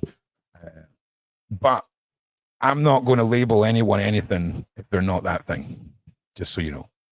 I would be totally willing to do the Discord thing, to talk to you and to share with you in private, and then you make your decision. I don't feel comfortable sharing all of my friends' private Discords, but publicly, but I will share them to you. Yeah, and I Okay? will. I will share them to you, now. and I want Jevim to be able to see it. You know. Yeah, and I just want to say to fair. everybody, anyone that I interact with on these Discord, everything is off the record unless it's discussed that it's on the record. Because I did use a very pretty sleazy journalistic tactic with Snappy, which I'm not proud of. Snappy, now that I've met you, all right, I'm not proud of it. Okay, but I'll do it again if I have to. No, so we'll get that set up, because, like I say, there's a bigger story here, and there is victims, and there are people who have been sucked into things, but I don't think people are going to expect the outcome that is going to come from this, from all of this. But again, it's early days. Ron's been working on shutting down an actual PDF file human trafficking ring for the last 4 years, and it's now coming to conclusion. I've just taken on another case. 14 years this guy's daughter's been missing in another country, taken by a satanic sex cult that was their mother was part of. We're about to try and liberate his daughter now, who's turned 18. 14 freaking years. So trust me when I say this is like the relaxing stuff for me. This is like, hey, let's see if we can solve some problems, bring some people back together, and get to the truths. You know, that's all right. That's a good way of spending your time. Do you know what I'm saying? So I believe that, again, the DMs and the receipts are going to be the one. I broke the chair, Bailey. I broke the chair last night. I have no chairs left in this house. Okay. And also, you must all think that I'm like some blob of a man. I'm not. I'm a chunky dude. But they're just weak ass chairs, man. It's like some Temu China madness. Like, build stuff. Charge me, and I'll pay £300 for the chair if it'll just stay together. Do you know what I'm saying? God damn it. So, yeah. So here's the thing. See what someone's saying here. I think that might have been you, raw path hallucination. Real victims versus online drama. So it's very easy to trivialize things. That was my friend. That's okay. It's very easy to trivialize things, because you, as a friend of anyone who would want to support your friends, and I need to just, this is no disrespect to Jevim or Snappy, but don't be so naive as to trust or to assume you know anyone, whether it's in real life or online. Do you know how many serial killers in prison I've spoken to? A lot, right? I've interviewed a lot of psychopaths, a lot of horrible people.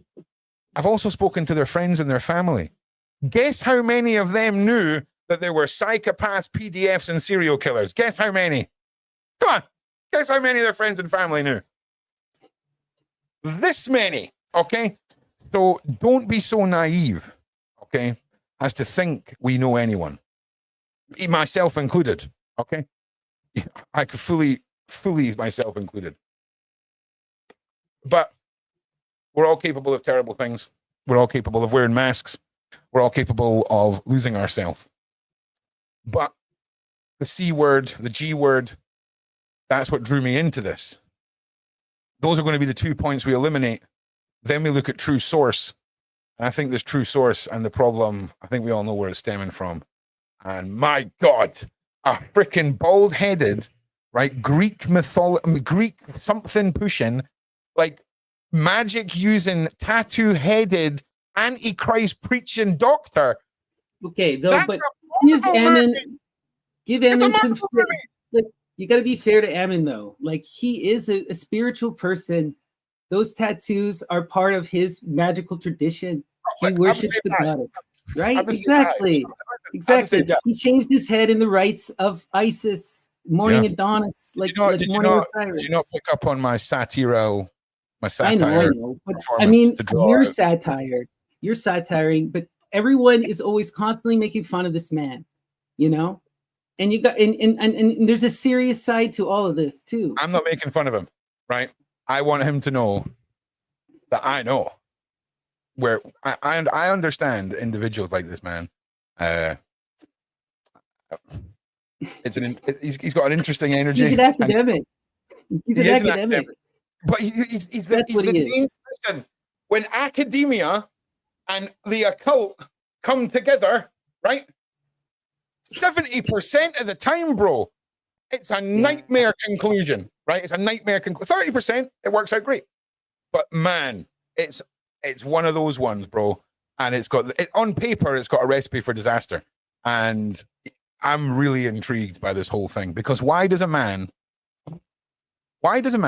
with this prestige, and I want you to think about this, why does a man with this prestige need to massage his own ego with what I imagine is very low income that you would make from a Discord server, right? Dude, don't confuse things here. There is not really much prestige for having a PhD in classical Greek outside of people going, wow, you've done the study. There's no money in this outside of being a teacher, okay? Right? There's no fame in this either. The most important classicist of our time, Karl Ruck, largely is ignored. He sells books out of a small publisher, you know, like this is right. Like he came on YouTube to get a platform. No, it's not the YouTube. YouTube, I understand. YouTube makes sense to me. Everyone has a YouTube. It's the use of Discord. That was my fault. That's my fault. Okay. So when you say it was your fault, was there ever a discussion with Oman where all of a sudden you reached the conclusion what a good idea it would be to start a Discord? No. Well, there was so I shouldn't say it was fully. I kind of fell into the Discord. There was a Discord. There's this gentleman, Perot, and another gentleman, Rob, who had been contacting Ammon beforehand, and they had posted the Discord link in one of the early videos. And I joined. One second. I've just realized. 1 second, mate. I am running 10 minutes late. It's what happens when you go back-to-back shows, man. Right, so I'm not cutting you off, Snappy. We have ran out of time. So anything that you've not said that you want to say, that you feel like you've not said, if you don't want to come back just to say that, we can do an on-the-record thing where you can put over any points that we've missed. And I just want to say to everyone in the side chat who's been on both sides, thank you all for being here. If we create a Discord and we keep this offline, okay, and we do the conclusion offline, I will set up a throwaway Discord. I'll create up an event. I'll set it up so nobody can add each other or DM each other. You just come in for the event. We do the conclusion. If you want to record it and put it online and be schneidi, whatever.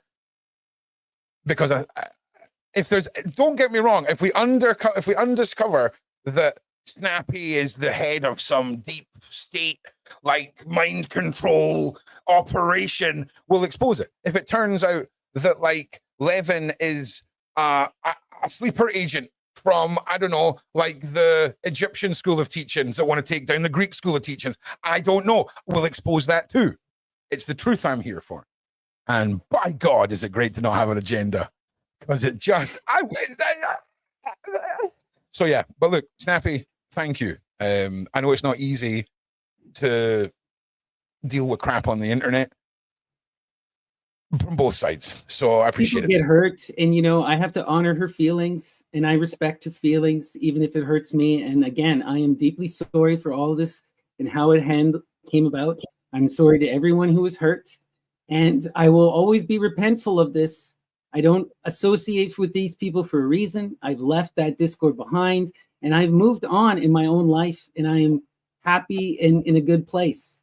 And this is how I feel about it all. You're right. Some of that power stuff it got a little wishy-washy, whether or not I intended it or not. And now I've seen it, and I'm just done with it. And I don't want to hurt anyone. I don't even want to litigate this. I just wish people the best. Move on with your life. Love yourself. Enjoy life. Be your unique, beautiful flower. Jevim is one of the most intelligent, beautiful people I've ever met in my entire life. And I will never stop being regretful about our loss of friendship. Yeah. So here's the thing. We can hallmark the crap out of this. The internet doesn't care. That's the problem. I do. So this is how I feel, and I have to express how I feel. No. That's not me criticizing you. Sorry. What I mean is, we can speak from the heart as much as we want. What we need to do is give the internet the conclusion that they need, because there is somebody here that the internet can definitely get stuck into, and I don't think we've met them yet. So Ron is cooking. Let Ron cook. We're going to go to the DMs on Discord next. We'll get to the conclusion of all of this. I'm sorry for anybody. If anybody, it turns out, is just being dragged through stuff, if anything like that. But Snappy, understand, right?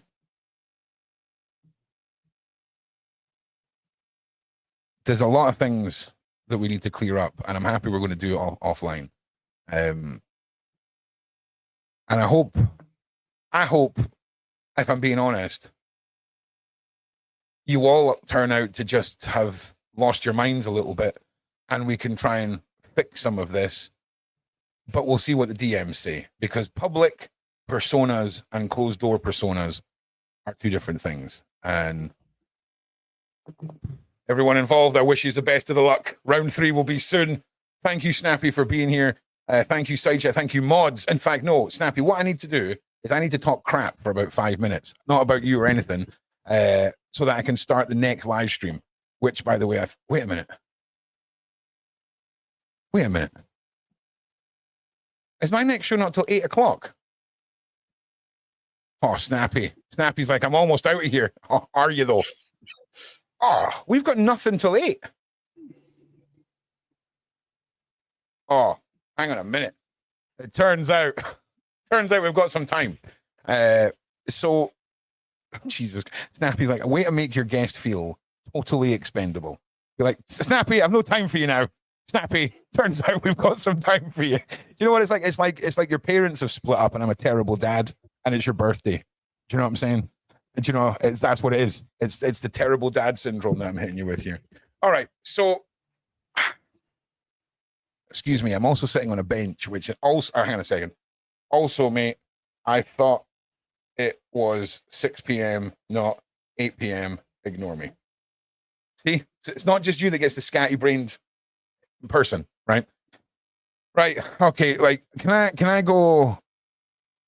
just pretend that you're not a really engaging, nice individual for a minute and just have to go back to being do my job here? I'm going to do it. All right. I believe that there are parts of this that you're underselling. One of them is the Discord. You said it was your fault, but then I rudely cut you off when you were explaining that you sort of came along with it. Could we go back to you talking about that? If that's absolutely. So early on, Ammon's stream, he had a friend, Rob, and he had this guy, Perot, who were involved. Perot helped design his intro video. Rob sometimes appeared on the stream. They had a Discord. I saw the link and I joined. I was one of the first people to join. But honestly, the Discord wasn't even about Ammon Hillman when I joined. It was about myth and lore. It's called myth and lore. There are tabs for fairies. There are tabs for all this kind of mythic imagery and stuff. It was really about what I really became close, deep personal friends with the owner of that Discord, Perot. And he has a very different opinion on a lot of this. He is an aesthete, someone who's a part of the aesthetic tradition. And he really appreciates the beauty in art and celebrating art. And this is a huge part of what we were doing, just looking at these various myths, looking at these various traditions and celebrating them, enjoying them, tasting them from that magical perspective, trying to appreciate them for what they were. And that's really what the Discord was truly about. That's what Ammon then things kind of got caught up in the Ammon stuff. So because that's all anyone wanted to talk about. Now, when you say it was set up by, is it Perot? His name was, is that right? Perot. Yeah, Perot. Did you find that this had the same sort of vibes as, oh, this guy's going to be starting out on YouTube. I'm a bit of an editor. I'm a bit of a Discord guy. I'll set up this. I'll set up that. Or were they friends and they brought Ammon in? So it was never intended to be his server. No, it was never intended to be a server. Perot was a fan of Neo-Gnostic Informant and discovered Ammon on that show and then emailed him. And that's what Perot had told me. Rob had saw him on, if I remember correctly, it was what's it called? Another podcast. It's called like The Sacred Speaks. You can find the interview with Ammon, and Rob had contacted him after that interview. But people had all, come to this from various places. Faroe was already engaged in making a Discord prior to meeting Ammon. And then it just kind of went into the Ammon thing because he posted the link on Ammon's channel, and then Ammon linked it. Okay. So just to be clear, and listen, you need to don't roll your eyes at me, and don't hit me with a tut, Snappy, because this is a snappy tut. I'm not trying to. I'm not trying to. No, I'm not said it if yet. If I did that time, it would be an accident. No. Hey, listen, man. I know how I talk to people. I deserve it sometimes. I'm just letting you know. Just let me cook on this.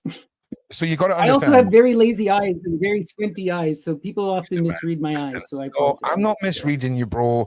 You roll your eyes, and sometimes you tut at me. It's okay. It's not a criticism. I have rolled my eyes. I'm just preparing you for it, okay? I'm just preparing you for this, right? So, okay. I've done a lot of work hunting down genuine horrible bastards, right? Cartels, criminal organizations, human traffickers, all of it. And a lot of it stems from a classic business model, which is use YouTube or the surface web to draw in people by baiting them in with, this is nothing to do with this case. But in my previous work, it would be like child modeling agencies on YouTube, very dodgy Yugoslavian little girls in swimsuits and chaps looking disgusting stuff. Draws them in, they go to the website leads them to a literal dark web community where they can buy the abuse material, and then WhatsApp and Telegram groups. But when you have a WhatsApp group set up on the surface, it's very easy. Now, please understand, I don't mean any offense. It's very easy to create a Discord, draw people in that are on a similar standpoint for what the bait and switch is going to be. Okay. And when that bait and switch happens, that is when the true intention is activated. And what's interesting is there's usually a fall guy, Snappy, where ownership changes place on these things. And that is another classic tactic used to bring in someone out with the original group, give them a sense of grandeur, and then all of a sudden it becomes their baby, but they're not aware that this is all preordained. And it's a very commonly used tactic for creating a fall guy in a community that has a secondary motive, whether that's simple as selling a course or the most horrible thing you can imagine, right? Or anything in between. It's the same. Okay. But like I get what you're saying, but Ammon's one of the things, like, I actually have criticized Ammon about his business practices because they're way too restrictive, and I want him to be able to provide for his family, But if you look at Ammon again, this is a deeply religious man who told me he swore an oath to take no money. Okay. The only thing he gets paid for is his academic courses, and there are limited private students of which he vets. He's not making a ton of money. He's basically organized it to pay for his bills. He's living a near monastic life. The dude really is obsessed with this kind of stuff, to the point where part of the reason we're not as close anymore is because I'm not following the same business practices. I have my YouTube channel monetized. I take super chats. If I were to take a super chat with Ammon, he would have been like, purge you, gone, we're a firebrand. We got our own thing going, and that's who he is. He's Ronin. He stands alone, and he's the most pure.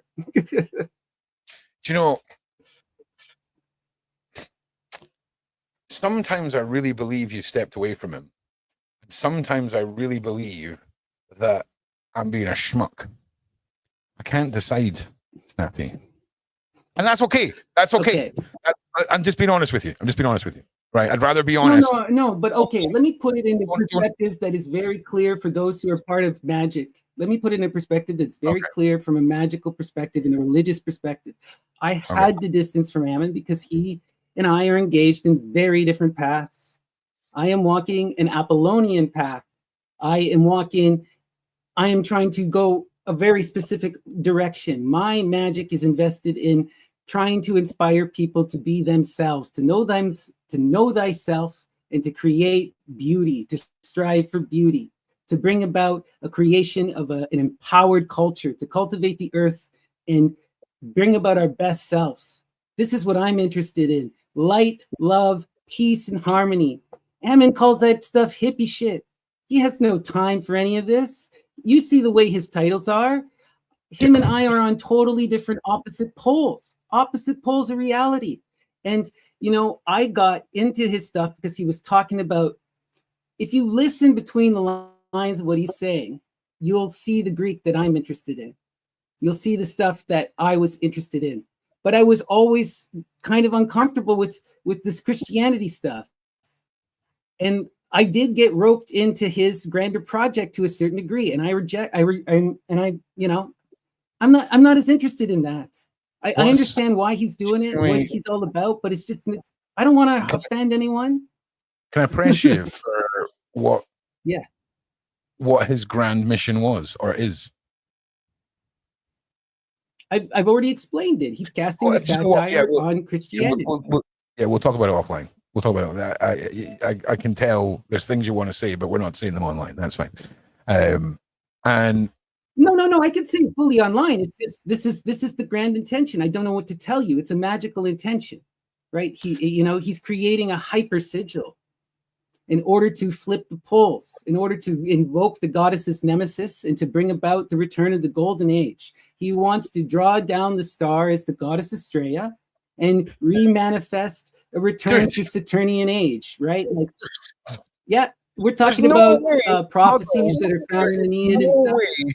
There is no way Muggles are hearing that and not thinking cult. In any way, shape or form, right? Oh, I know. But this is the thing. I'm not engaged in that. That's Ammon's path. This is my interpretation of Ammon's path. He hasn't even said this publicly to me. This is me reading in the lines through his work. Did you ever notice anything, right? And I'm hiding down here when I say this, right? Did you ever notice anything that made you think, oh my God, this freaking guy is a cult leader. I'm getting sucked into this. I need to get the hell out of here. This guy is wanting to flip the poles. He also, as well, can I just say, if you're needing money, Ammon, if they ever make a Highlander series, you should definitely audition for the bad guy in the Highlander movie series. You could play the bad guy from the original Highlander, recast in a series to a T, my guy. Anyway, sorry, that's the ADHD. I apologize. So what was it that, did you ever feel like, okay, this is a bit culty? This is the and I'm sorry to be so blunt, but did you get those vibes? And if it's something you need to explain, please do explain it, because sometimes answering aren't as simple as yes or no.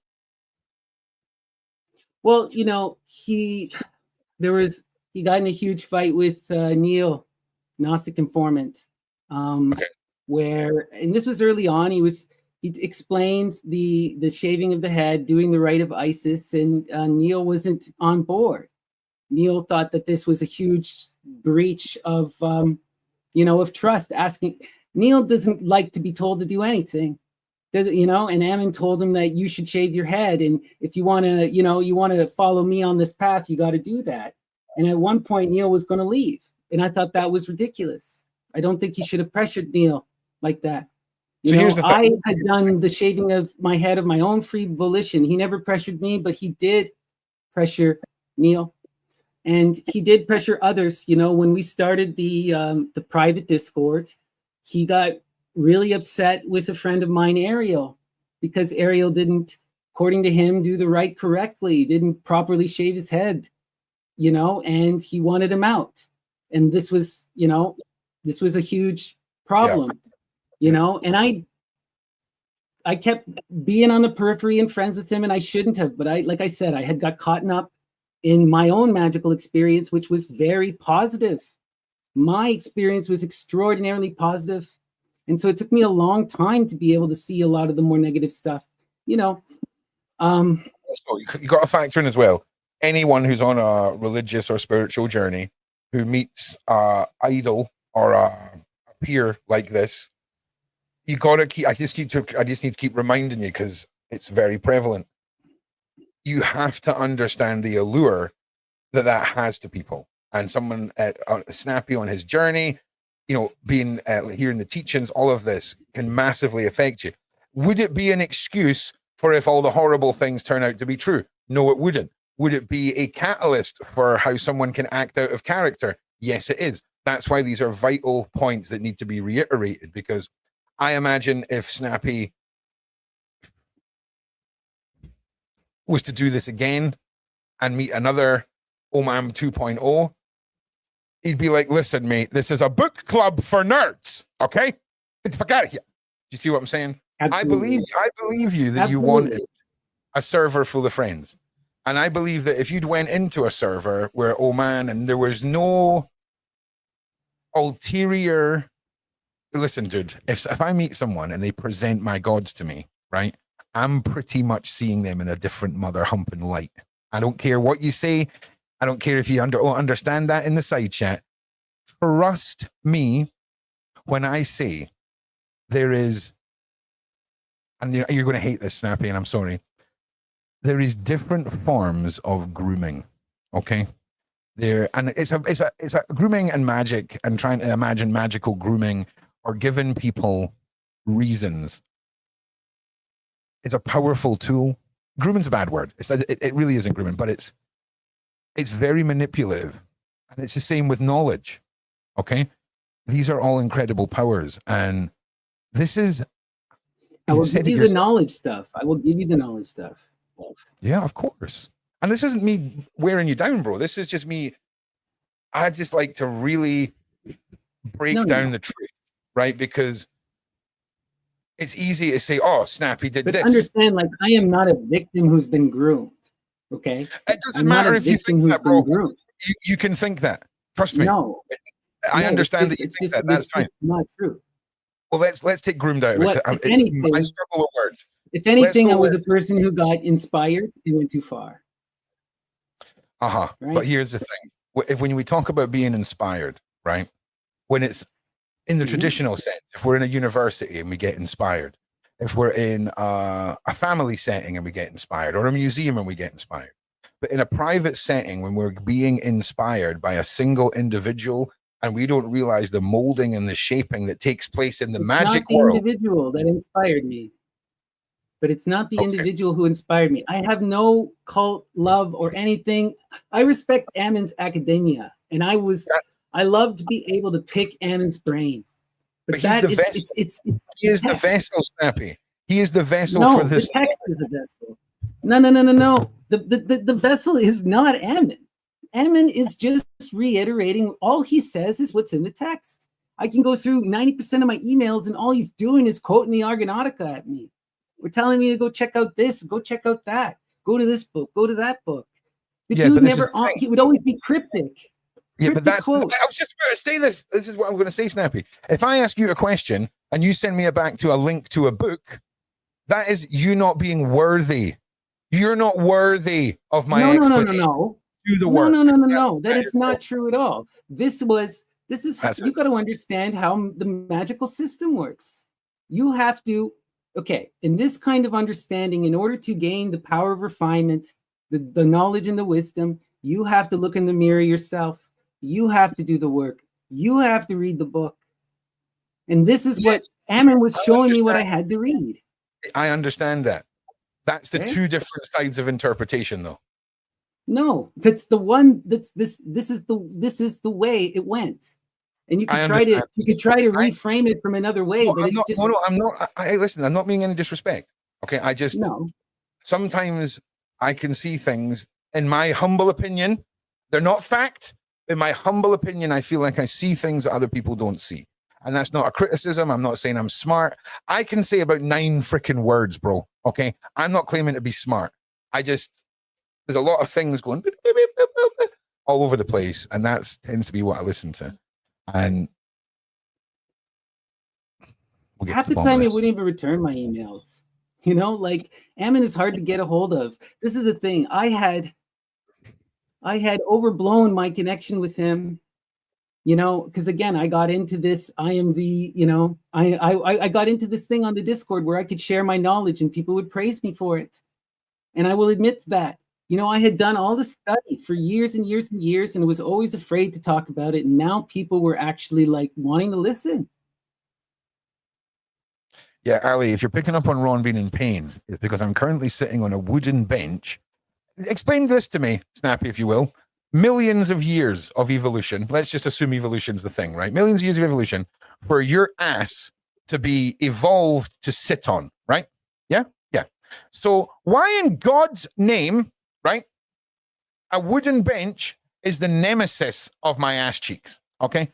Like, how long have we been online? We've been on for 2 hours.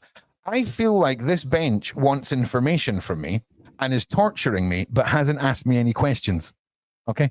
It's just watching me suffer. Okay. So if people are seeing me squirming or doing this so that I'm taking the weight off my rumpus, I'm fine. Okay. I'm powering through for you, the viewers. Please like and share.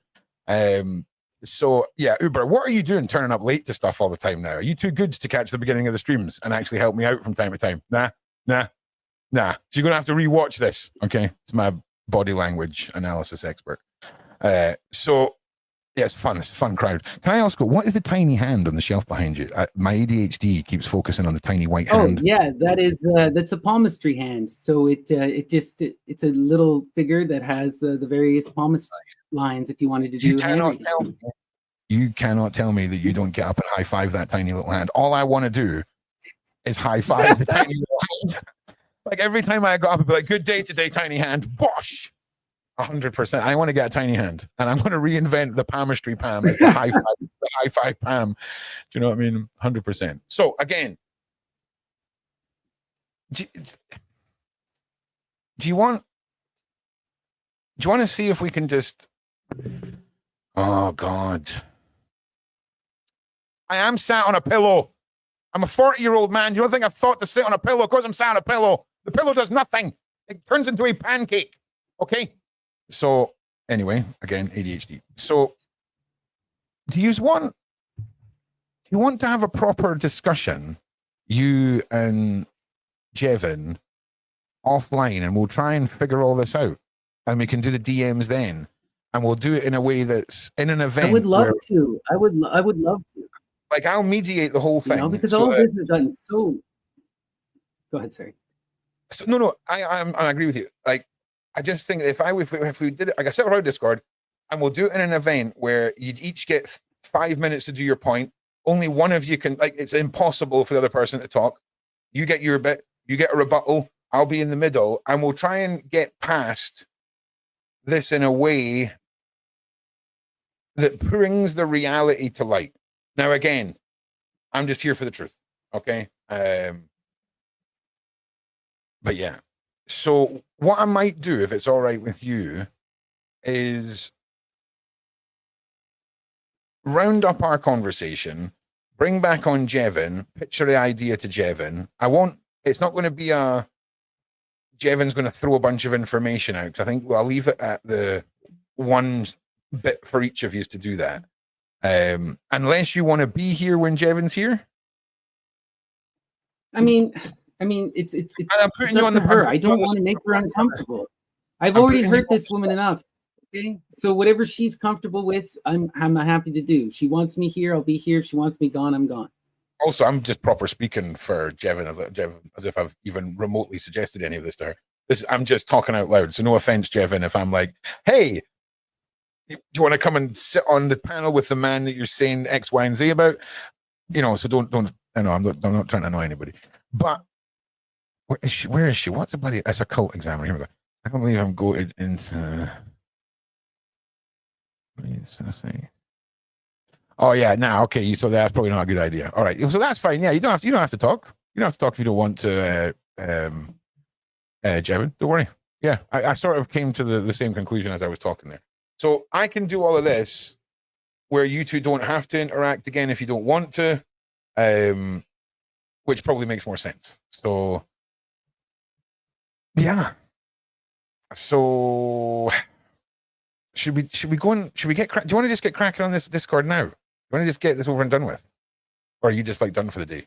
You like sick of this?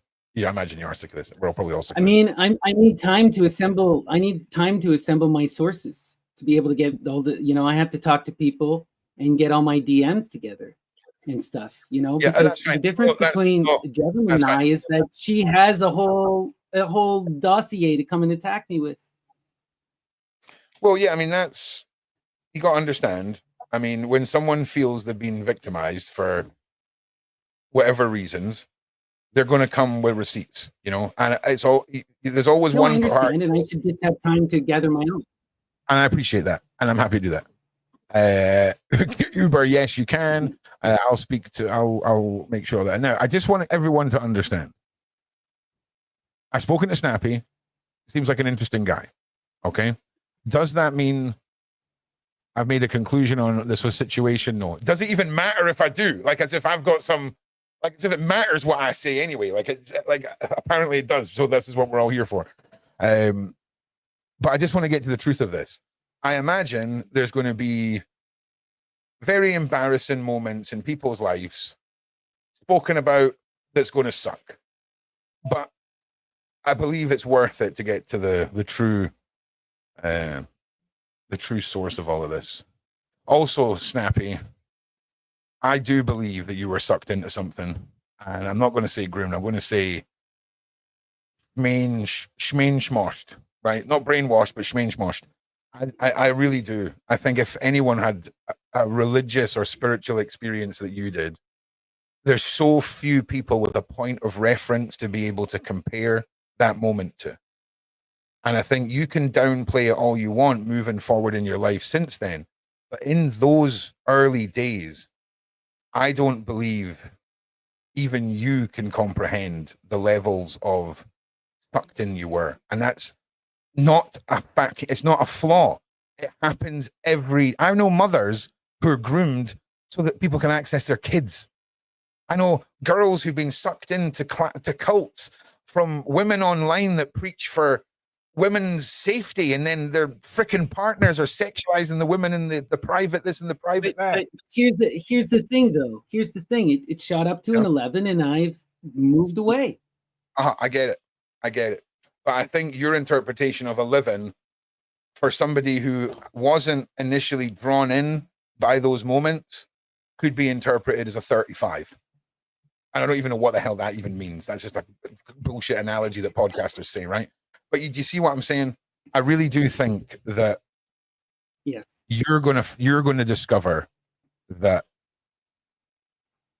that's what happened, and it sucks because there's some people that can draw us in on a magical way, and it's manipulative. And do you know what else? It's weird. Do you know where the other place that I've seen this manipulation mindset?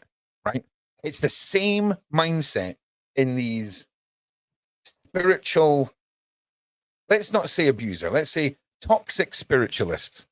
It's the same mindset as these BDSM men that prey on vulnerable women and suck them into these crazy scenarios based off of acceptance and kink and all of this. It's the same power trip mindset. It fascinates me. One of the things that I'm all about is if you and me are the same on paper, where there's no abuse, there's no catalysts, there's no reasons for us to be different, but you're a serial murderer and I like tennis, right? Why are you in one? Why is there predestined for evil in some people? And it fascinates me. It really does. And it's a common mindset within anyone who can be seen as a position of power in a private setting that has a veil of secrecy, and the occult and the kink scene have that in similarities, and it's a fascinating crossover. It really is. It really is. I'm not saying that that's what this is, by the way. We're just talking. So, and again, I see what you're saying. He's a theatrical dude, but man,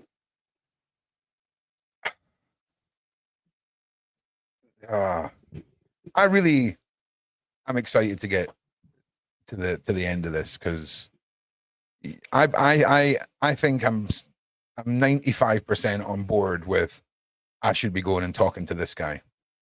but I'm not completely convinced yet where you sit. I believe where you sit now, it's where you sat then. And for example, in many cases where people have been drawn in, could you be drawn back? If you got a phone call tomorrow and we're told that there's a way for you just don't understand, could you come back? You know, could you be drawn back in? I will never engage in the magic that is the main mission of Ammon's mission. I am not interested in the flipping of the poles and the casting of the satire in the Christian religion. No. Now, could I be Ammon's friend? Could we have a conversation? Yeah. But would I ever get roped into his magical project and what he is doing? No. No, I'm not interested. It has no weight for me. I have no desire to be engaged in that.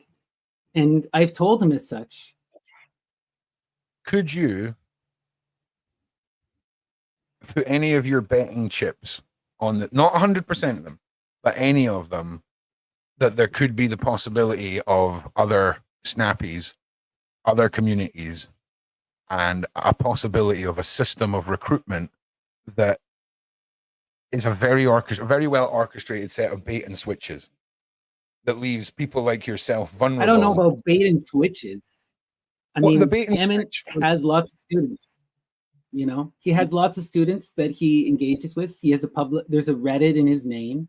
You know, there are people who talk about this who are far more engaged than I am. If you go look on the Reddit, you'll see people doing the same kind of magical stuff, but to a far more intense degree with the Greek than I have ever done. You know, like the reality too is like I'm an academic, but I reached my plateau with Ammon. I'm not a linguist and I struggle with studying the Greek, and I was not interested in putting the same effort in as many of his students were in the Greek. My interest lies in poetry. My interest lies in the tarot. I was going in different directions, and I wasn't willing to put in the serious effort required to do that kind of work even. You know, so like not only was I not interested in what he was doing, I'm not doing the work that is required, nor am I going to. You know, So- I'm not a Greek scholar in that way. Let me ask you, was it really the workload that put you off and the flipping of the poles and all of this? Or was there action? Did you see any actions? Was there anything I did see a couple actions. Like there was all of that. It's not so much the workload. It's, you know, it's studying anything is incredibly difficult, you know, and I am not someone who's easily prone to language, you know, but anyway, yes, you know, you could talk to Neil. Neil's been very public about his falling out with Ammon, and I think that Ammon handled that situation incredibly poorly. You know, there was a disagreement. I don't know the full extent, but as far as I understood from my conversations with Neil, there was a disagreement over an interpretation of the text, and for that reason, Ammon burned their whole friendship down. Yeah, Ammon seems like said no. Ammon seems like he's got a pretty set of rules for who can be in his dedicated following. He's very fixated on he's very fixated on what he's doing. If you want to do the work with Ammon in terms of his magical thing, and you wanted to be as close, like I was never even as close as someone like Neil was. So I never ever faced the possibility of this. This is again a misconception. People thought I was really close to Ammon, but I was not as close to Ammon as many others. You know, I was just really engaged in doing the study and talking to people on Discord. When people like Neil, you know, Neil is a popular YouTuber. He doesn't bother with Discord because he gets mobbed. So it was a very different situation for me and for him. But like he was far more connected to Ammon and was a better friend and closer, and they collaborated far more than I ever did. And Neil got purged. I never got purged. There was never a threat of purge for me. But I did tell Ammon, like, I'm not joining no armies. I'm not interested in this kind of intensity. This, you know, like he won't get off the same topic all the time. Well, it seems like we're talking about fanatical ideology, right? We can sum it up in whatever mysticalness and whatever books we want, but when it comes down to fanatical ideology, that is a radical concept for a lot of people to deal with. But the reality is, I believe wholeheartedly that if I was to write down most of the key points that you and your community and other people have said about Ammon, he is the textbook description of a cult leader or a individual who wants to inspire radical views, who wants to control and wants to present an ideal. Inspire radical views, certainly. Well, but the thing is, you've got to understand Certainly inspire radical views. But I think this cult leader kind of thing is a very wishy-washy thing, and we have to be careful about this, especially with Satanic Panic. This is a man with a family. This is a man who's just on YouTube. Okay. No, you know, it's not okay. I see it differently. I respect your views, but mine are very different from yours. And it would be very, very easy to interpret this individual as somebody with radical ideology, somebody who wants to give the impression of free will within a community of followers where his position of power. But it wasn't a community of followers. Well, students, people that approach him, whether there's a payment gateway, whether there wasn't. This Discord and this community served a purpose. And that purpose was either to sell courses or to handpick people into an army to overthrow the polls. This Discord was a place where people hung out and chatted. You know, of course, the army stuff was Ammon being like, I'm creating my school. Come join my boot camp to study the Greek. And I'm like, no, I'm not doing that. Okay, but there's too many. I don't want to give you an opportunity to just re-say what you said there. Are you saying that the Discord was set up to create this for Ammon? Because the reason the Discord was set up as a myth and lore thing, as a public Discord to talk about mythology and folklore. Okay, and that's two of Ammon's friends, mostly what it is. Right, set up by two of Ammon's acquaintances. You know, two of Ammon's acquaintances. Well, can I just say, and that was the whole purpose of it. You know when you hear about radicalized individuals who get sucked into religion, right?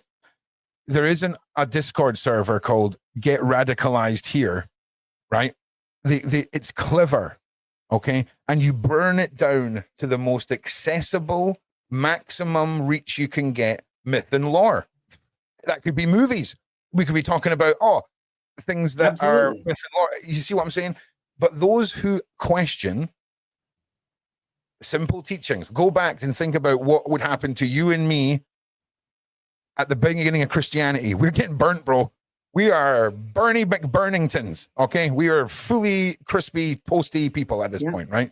So we have to assume that there is this still engaging in this mindset that if he can draw people in that reject this previously was an ideology that made you stand away from Christianity, the belief in these things, you can whittle down that group. And by the time you're into the second or third layer, and if that final layer is his course, that's fine. But you're whittling down for a reason. And you can disagree. I'm just telling you my interpretation of this. And my friend Uber, listen, I would rather not sideblind or sideswipe Snappy, because we never sideswiped Jevim with any questions from anybody or anything like that. I'm just waiting on a picture being sent to me. Yes, please. In fact, can you post them here? Please post here again. I will download if cool. Because you're talking to one of the few people in the world who because you said something close to my heart the other day. You mentioned fairies, right? And fairies are something that's very near and dear to me, Snappy, right? I'm just waiting on a photo being sent over, and then I'll let you go. Near and dear to me, my friend. Dude. You know, like, this is my life. I love the myths. I love the poetry. I love the fairy stories. This is what I'm interested in. This is what I want to share. That's all I care about, really. Well, here's the thing. there's no myths. There only is, and like you're about to see something. If we can get it sent over in time, this is going to blow your mind. And I've got a Oh, I believe predisposition. in fairies. I'm a polytheistic, animistic pagan. You know, See, pagan is a word I use just I to believe put the off. whole world is alive and enthused with consciousness. 1 second. Oh yeah, listen, you're preaching to the choir here. Like my community is very much awakened. So yeah, I apologize. I'm stalling for this photograph. It shouldn't take long. So everybody that's watching this, I hope you understand that this is a very interesting case for me because like I say, I've never been contacted by the person from the other side of a story in the way that I was contacted by Snappy. Right. So Snappy, watch this shit. So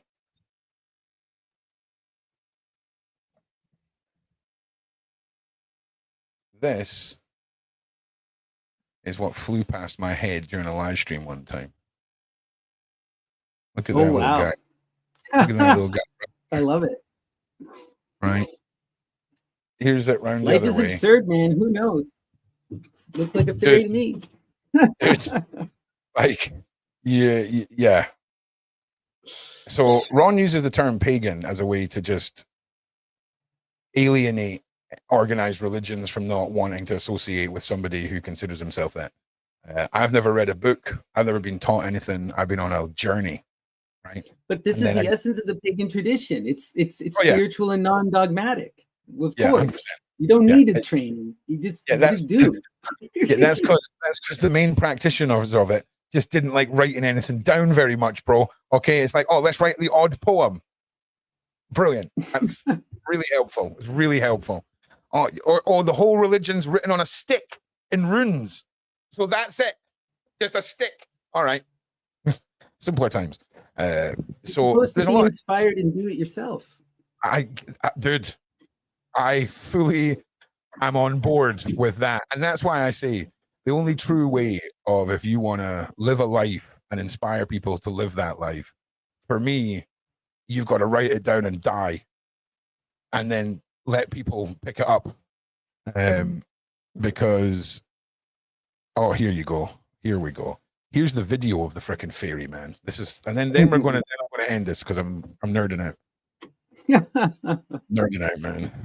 Yeah. So, but listen, I don't often get to nerd out about fairies, so why is this being difficult? Let's upload it to here.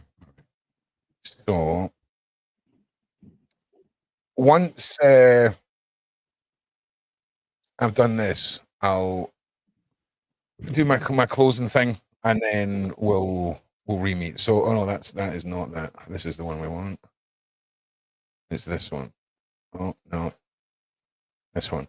So this is the video. See, this is where you can literally see it moving across. It almost looks like a pedal or like crazy, man. Wild. And it's slowed down. It's just bonkers. Like, it's bonkers. Little blue thing, man. So yeah, listen.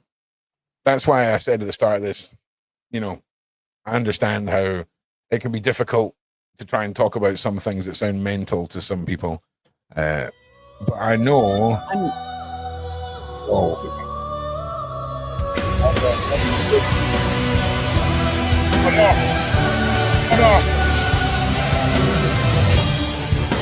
Wait from here.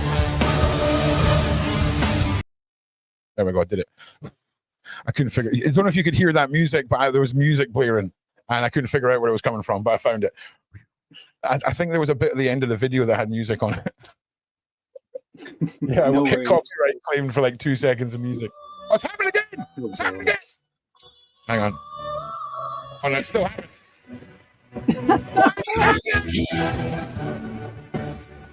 Okay, I'll just turn the sound off on the mixer. That's why we have a mixer. All right, god damn it. God damn it. Okay, listen, this is This is a really interesting ending to the stream. All right, well, look, Snappy, I'm going to let you go. And thank you for being here. I'll message you. I'll set up this Discord. And like I say, I'll set it up in a way so nobody can chat in Gen chats, nobody can DM each other.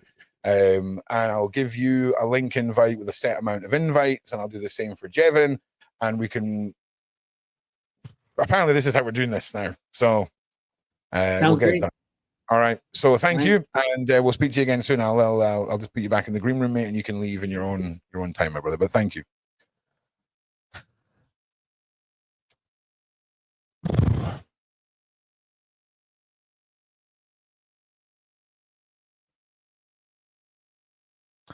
So interesting, because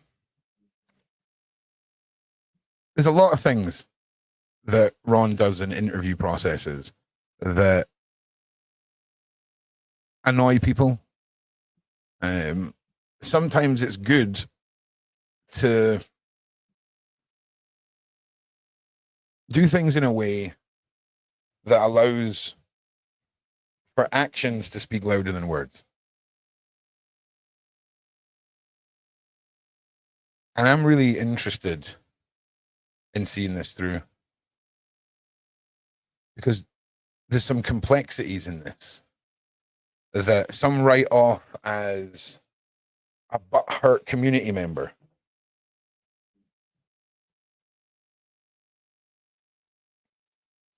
And maybe in some instances, some people are right. But that doesn't mean that there isn't other layers to this. Weaponizing someone's mannerisms in a public setting. For example, I want to talk about this Egypt thing in a group that wants to talk about the Greek thing.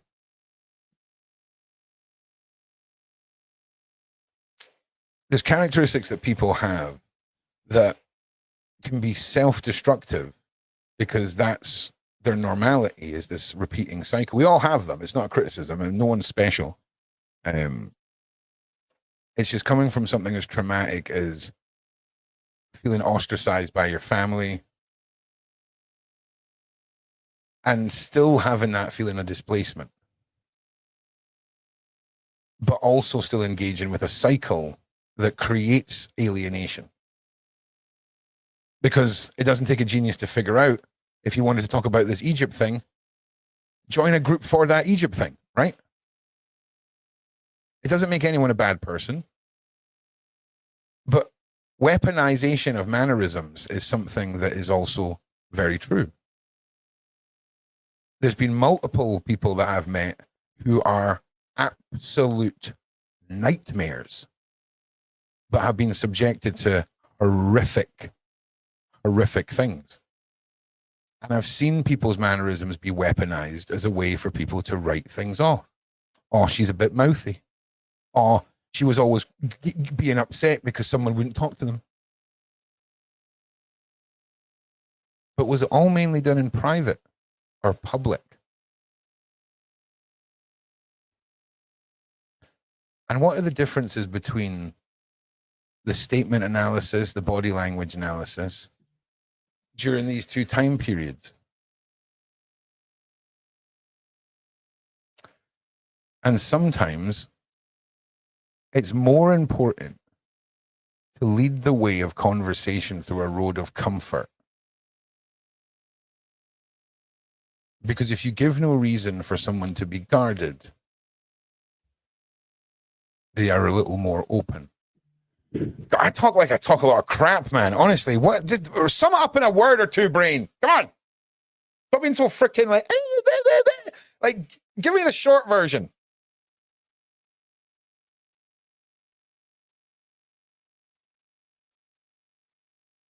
Basically, what I'm saying is like and subscribe.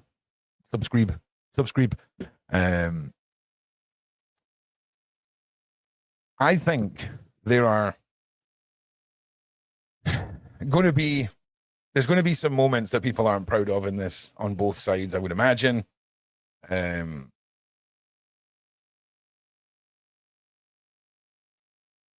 But that doesn't mean that everyone's clear. It just means that I've had a couple of conversations, and apparently, for some reason, I'm dealing with this, and I'm okay with it. Like, I'm okay with that. So yeah. Oh, Sky Spirit. Yeah. Like, totally. Your brain is taking the scenic route. Ron does this like Tolkien describes moss. Okay, Tolkien can make you read a whole chapter and just talk about the moss. All right? It's pretty damn green. Oh, okay. So, yeah, so I'll give you a call once I'm done here, Jevin, and then I'll send the same messages over to Snappy, and I'd like to have a chat with you and your group, and then a chat with him and his group, and then we'll do whatever it is that everyone decides is best for us to do, and then we'll figure it all out. But I'm going to figure it out. 100%. 100%. My ass is hating every minute of this. Like, it's so bad. It's so bad. Because I've got the bench this way, right? So I'm sort of like this over the bench instead of having it like this. Oh. Excuse me. Jesus Christ.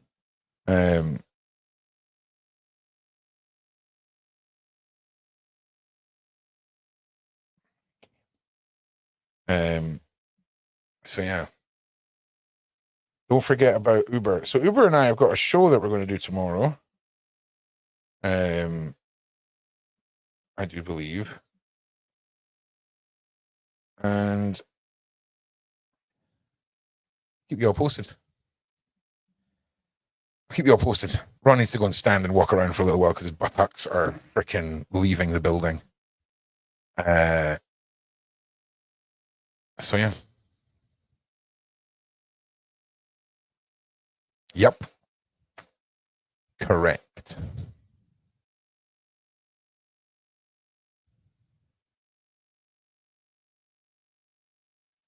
What do you mean? No, he can't answer. Well, there was a ton of night. I don't know what you mean. I'm just coming off. You'll be able to explain it to me, man. So anyway, I will get to the bottom of this. I appreciate you all for sitting through all of this. It's been 5 hours already. I will speak to you all very soon. I'm back in an hour, and I cannot wait. Cannot wait for you all to meet John, our active American cop, exposing the corruption, exposing all the atrocities he's seen there. He's written a book, True Crime. Let's go. See you all there. You're awesome. Like and subscribe.